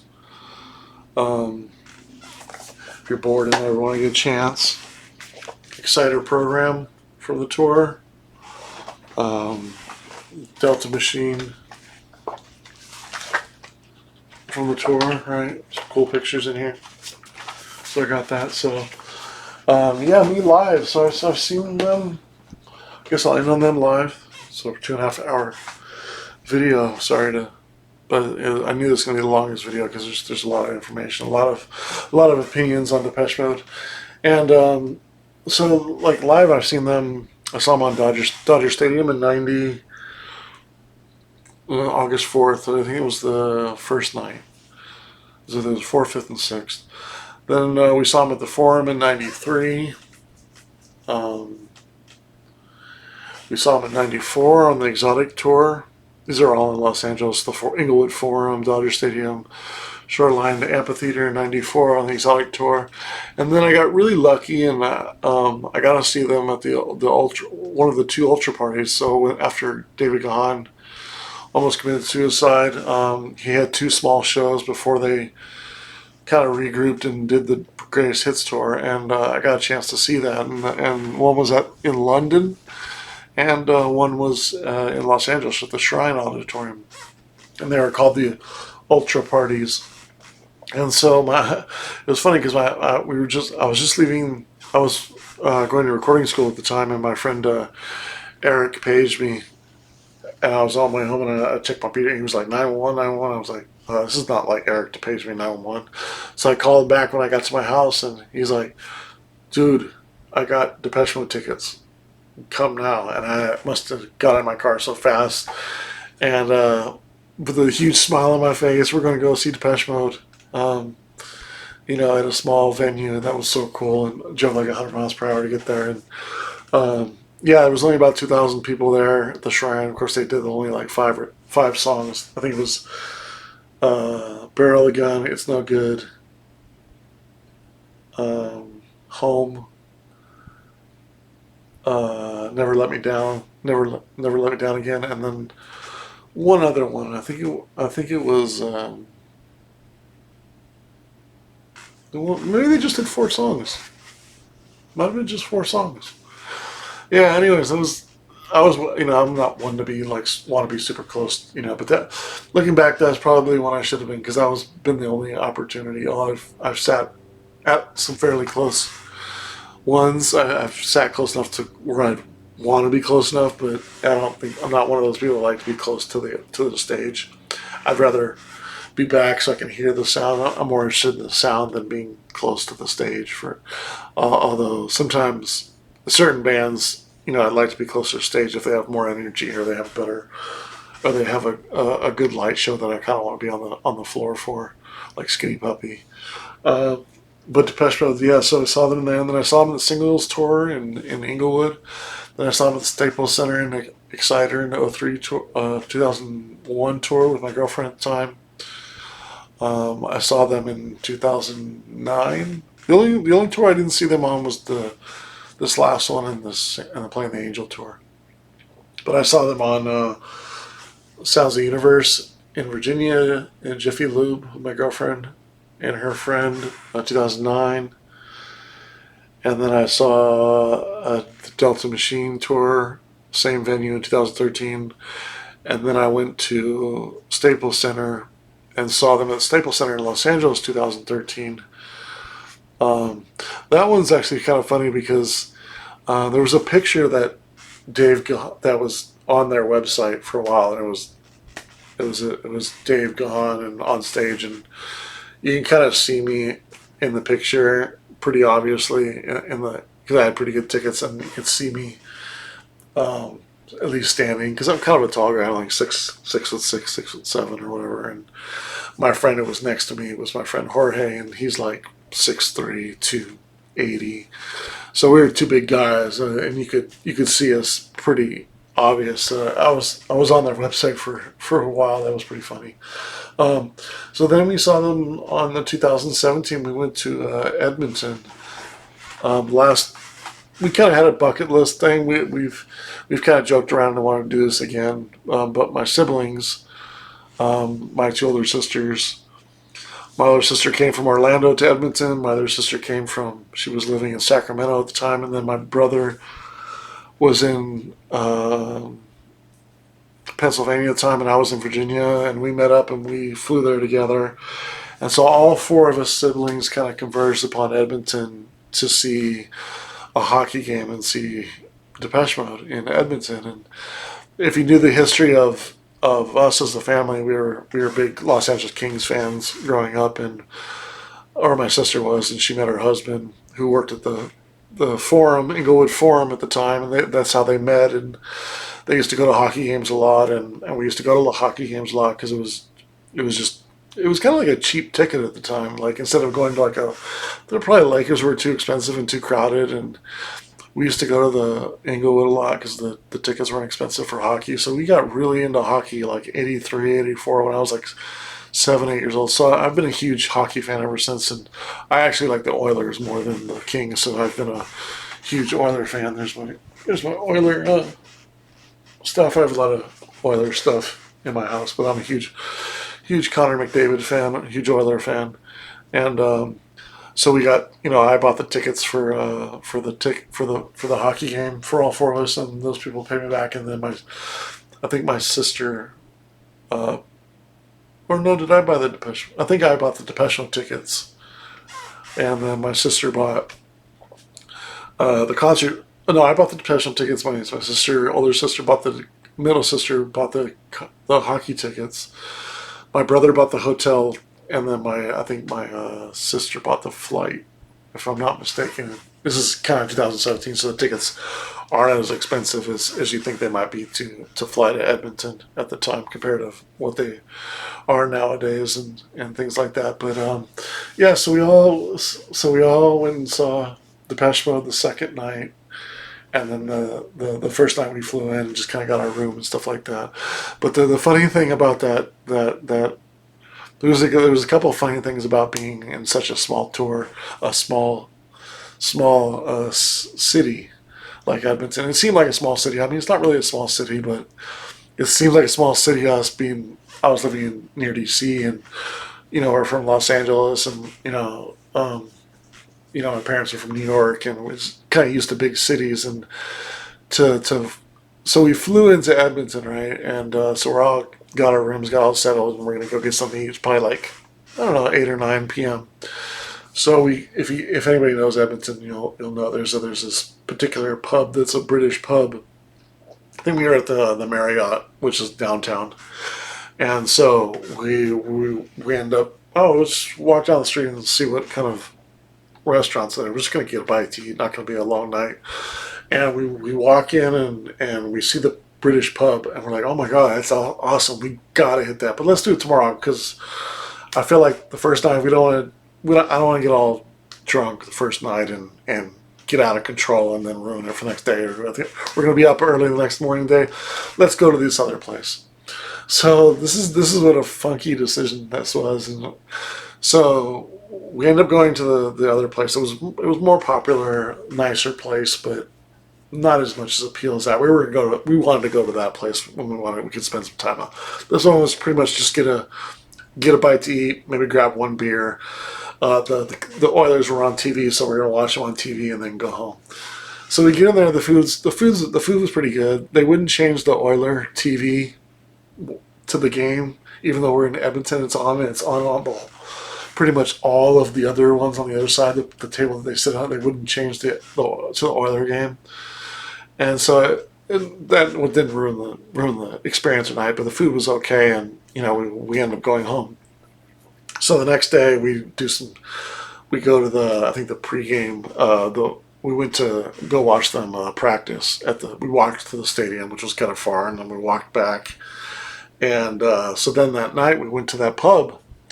And so in that particular pub, it was really cool. On your app, you could go on their app as long as you posted on Facebook that you're on their app. You could play for music for free. I think it was free, but maybe it wasn't. But I remember we played a lot of music, so I feel like it wasn't free. But anyways, we just took over their jukebox, and we ended up being there for about 4 hours, and we got pretty wasted. And we ended up walking to the hockey game, and so we were all pretty. We drank a lot that hockey game. Yeah, it was Oilers. They hosted Capitals. And of course, it was in the new stadium that Edmonton had, and so we're there. We're playing all this music and stuff, and some of the patrons are kind of like, "Oh, it's good music, it's good music," and we were playing like, I was getting, I get crazy on picking some. Feel like I'm picking some, some cool music, and so the waitress comes over and tells me that because I played a Depeche Mode song. And she goes, "Oh, Depeche Mode was in here last night. It was a really slow night, but they were in here because their hotel's down the street." And I was like, "Are you freaking serious?" We could have walked in there and probably bought Dave Gahan or Martin Gore a drink. Like, I was just kicking myself because we could have been in there instead of the other place.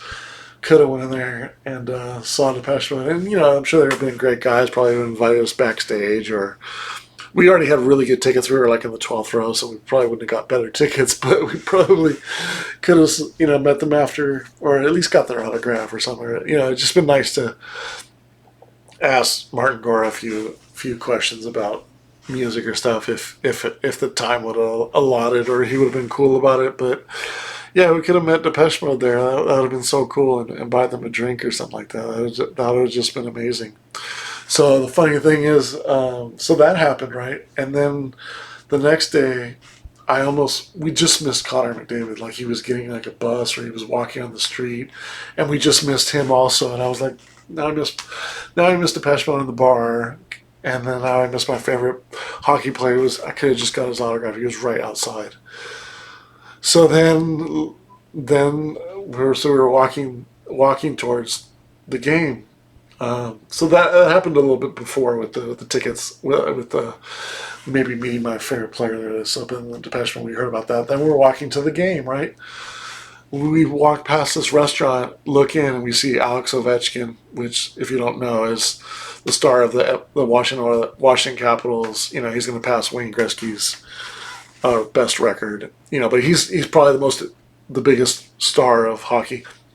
He's in the window right next to Kuznetsov and a couple other players, and they're having food, and he looks out. He looks at me, because we're at the window, and you know, he's probably like, oh my god, those people see us, and we have this, oh shit, that's Ali Ovechkin over there, you know, just had that kind of face on us, and of course we were gonna walk in there or nothing, but we just kept on walking, and so we ended up missing him in a way. So it was like we missed the best star of the best hockey game, we missed the best star of my own team, and we missed meeting Depeche Mode, all in the same. Like, we were literally at a hotel, we missed all three of them, but just to know that all three of them were within a night of walking by them, or just, you know, missing them get the bus, or walking them getting food, was just like the feel of a small city was so cool. And it, if anything, they were just kind of stories that were kind of funny, like almost meeting my favorite hockey player, or meeting some of my all-time favorite group. And I'm not a big like, oh, I'd love to meet them, or I'll do whatever I can to get to say hi to them. Like, I've never been like that. I've never even been like a huge autograph person or take a picture with anybody. But it would have been cool to kind of run into them in a bar setting, and hear I'm playing their music on the boombox. It just would have been hilarious. I don't know what I'd done. I probably would have slid into the booth and be like, let's not be obvious and not look at them, but I'm going to buy them all a drink. And then when they all look, I think I would have been like, you know, like, just like, you know, I don't know if they would have came over and said thank you, because I'm sure they would have been nice about it, or, you know, been appreciative, or maybe I would have picked up their whole tab or something like that. But I think it would have been, it would have been kind of a cool, it would have been a cool story. It's even a cool story for me, just telling about how I almost met them. So I couldn't imagine how cool it would have been if I got to meet them. But then, such a great trip. Even the next night, we drove to Calgary in the morning, and we saw the Capitals play Calgary that night too, and it was just an amazing trip to see a couple of hockey games, and my favorite cities, Canadian city, and then see Depeche Mode in a city. So that also kind of, I've seen Depeche Mode in the most different places, cities too. And there's no other band that I've seen more than Depeche Mode, and I think that was around like 9 or 10 or something like that, total. But I saw them, so yeah. So that's my history of Depeche Mode. A long history with them, 2 hours and 41 minutes long history with them. But if you did get through this video or watched it, maybe I should break it up into 7 parts. But it is what it is. You can watch it at your leisure if you want. If you care about seeing another Depeche Mode fans experience with their one of their favorite bands as well. But that's kind of my all my music that I have on them. Just really love their music and their remixes and all that stuff. And the only thing I'll say about them live, and I wish they would change the set list. It's just they don't change the set list. I actually had a rant video which was like 20 minutes long, and I didn't end up posting it. I wanted to do some rant videos, and that was one of the rant videos I did. I just didn't post it. Maybe I'll post it someday. I still have it, but it's me rambling on about how them are live, and I'll give you the short version. They sound great live. They do their best live. David Gahan does a great job. He's very meticulous about what he does on stage, and including the crowd and stuff, and he tries to give the best performance he can, and everybody else does a really good job. And the drummer and the other keyboard people that they added on to the live show, they're solid too. Again, they sound really good. Live shows aren't bad, but my 2 issues are the projections and the set list. So the projections a lot of times don't go with the artist. They're not impactful.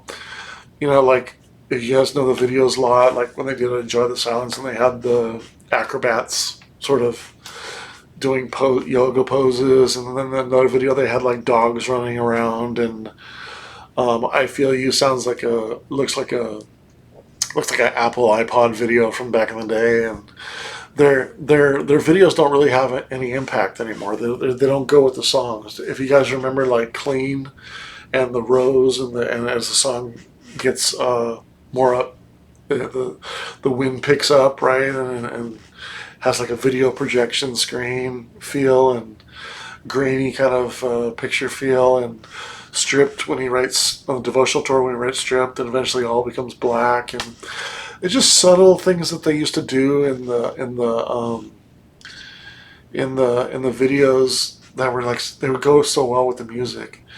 Um, and then it just got to the point where they like a lot of the Anton Corbin videos. Like remember the walking in shoes with the thing. Remember they walk the animal walks through and stuff like that. Really cool stuff. But the last like 5 or so tours, they've been kind of boring. Um, the light shows are still good. I mean, the sound's great, and then the second thing is the set list. They don't change the set list. Like I'm like I get it. There's like 7 songs they have to play every night. Then there's like 6 songs they gotta play from the new album, and then there's like 7 songs that are left to play over, and then they kind of change those every tour. Why not just can't they time stretch the videos and do the same video and do a different song? Like it's so meticulously boring, and like David Gahan like does almost the same twirls every time to this one spot on the stage. Like there's nothing spontaneous about them live. It's just and that goes back to the set list. Like it was a big deal when they did in 2013 when they played but not tonight. It's like, oh my god, they're gonna play one song on there that they haven't played in a while. Oh my god, like that becomes like it almost goes viral that they're gonna play a different song on the tour. I think that's how lame is that that's almost like, oh my god, they're gonna play a different song. Oh my god, they're gonna play they do Strange Love, a slow song. It's not like that. That's where we're at with the live show. Then it's that contrived and predictable that it becomes different. Not even that they're going to play a new song on this tour or on this particular night or every night. Like it's just they're going to play a different song on this tour. Like it's just like that's how. So it becomes like a greatest hits band where okay, well, I only like 3 of the, and it goes to the new album. Well, I didn't see the last show, but the Revolution album. So the 3 songs I really liked, Alone, Secret to an End, and no,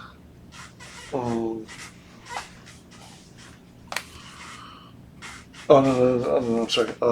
So that was so this particular tour, Secret to the End, Broken, and Alone were my favorite 3 songs on the album. They didn't play any of those 3. 3 of the ones I least liked, Soothe My, and the other single, they played 2 of the 3 ones I liked least on the album. So it's like, so that's what I'm saying. So we get the greatest hits. What just can't get enough. I'm not looking forward to that. I'm not looking forward to I Feel You. Enjoy Silence is okay. They do a little ad lib. Sometimes it changes at the end. Sometimes it's more guitar. Sometimes more electronic. Whatever. It's a classic. Never Let Us Down Again. They're gonna do the same arm waving, the same almost exact version. And then Personal Jesus, not a bad version. Always pretty much is the same. Sometimes they add a little bit onto the instrumental part. So those 5 or 6 songs they always play. I'm not really looking forward to any of those. Now you have the ones that are sort of the cult songs that they'll generally always play. And those I'm okay with. Those are your Personal Jesus, your World in My Eyes, your Stripped, maybe your Black Celebration, maybe your Halo, Strange Love is in there, right? Question of Lust, right? Those ones are gonna be.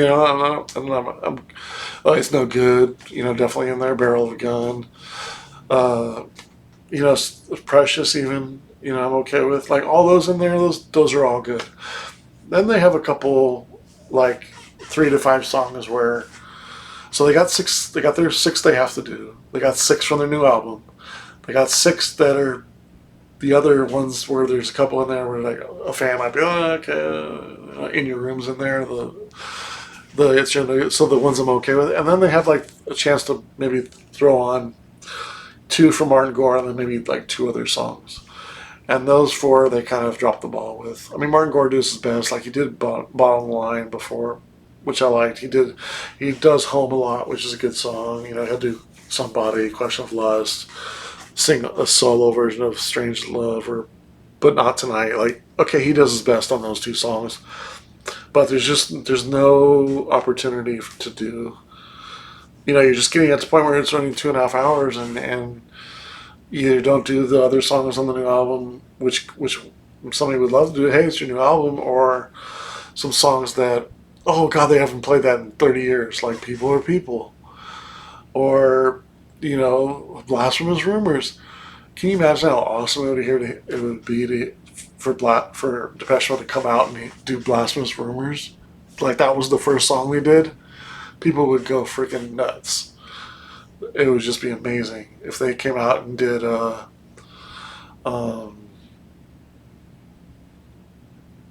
I don't know, Fly on the Windscreen, something like that. You know, Behind the Wheel. There's some songs that they could do live that would just give people a real surprise and a real treat, and not just be playing the same stuff. And that's why I say they're kind of like the Rolling Stones of electronic music, because they're just every time just pulling out the same stuff. And the set lists are about as predictable as his dance moves. I mean, oh, he's gonna do 3 dance moves. Oh, he's gonna grab his crotch right here. Oh, he's gonna say, "Whoa, hey, hey." He's gonna. There's some things that like Depeche Mode got known for because of the 101 concert, and they still do that in the tour. He still does that live. It is what it is. It's cool. It's part of Depeche Mode, but it's like they're predictable. They're predictable where he's gonna do it. Like, him with his Elvis impersonation, and his David Gahan has just taken over the band too much. Like, David Gahan used to be just the vocalist, the front man, and it was about the sound and the keyboard, and maybe more about Martin Gore than it was about David for early in the. But it wasn't David taking over the band, like, and taking over the sound, and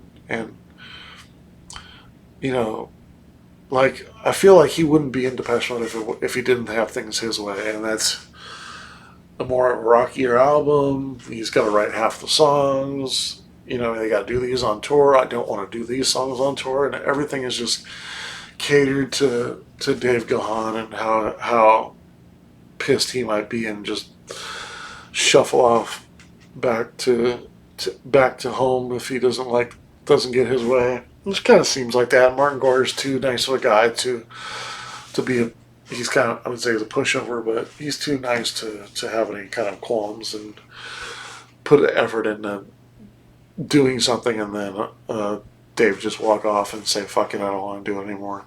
So we'll see what happens with it when it comes to, there'll always be a desire to see Depeche Mode because it could be the last time. But guys, if I can beg you, if you are ever listening, or if anybody knew you ever listening, can you please play a different set list every night? Just a few songs, like I think 6 or 7. Time stretch the videos, do some actual impactful videos on the screens before, right? And come out to some different songs and wow us, and do some songs that you haven't done in a while in different order, and actual. Please no, just can't get enough. Well, nobody wants to hear just can't get enough. Nobody wants to hear I feel you. And that would give us a true treat, and we'd be super happy with that. And if that happened, I would go.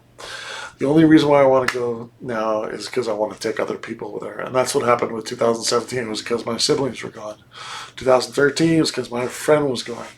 2013 was because my girlfriend was going. Like, since 2002, I haven't wanted to go to a show myself to see them because I saw them at their best.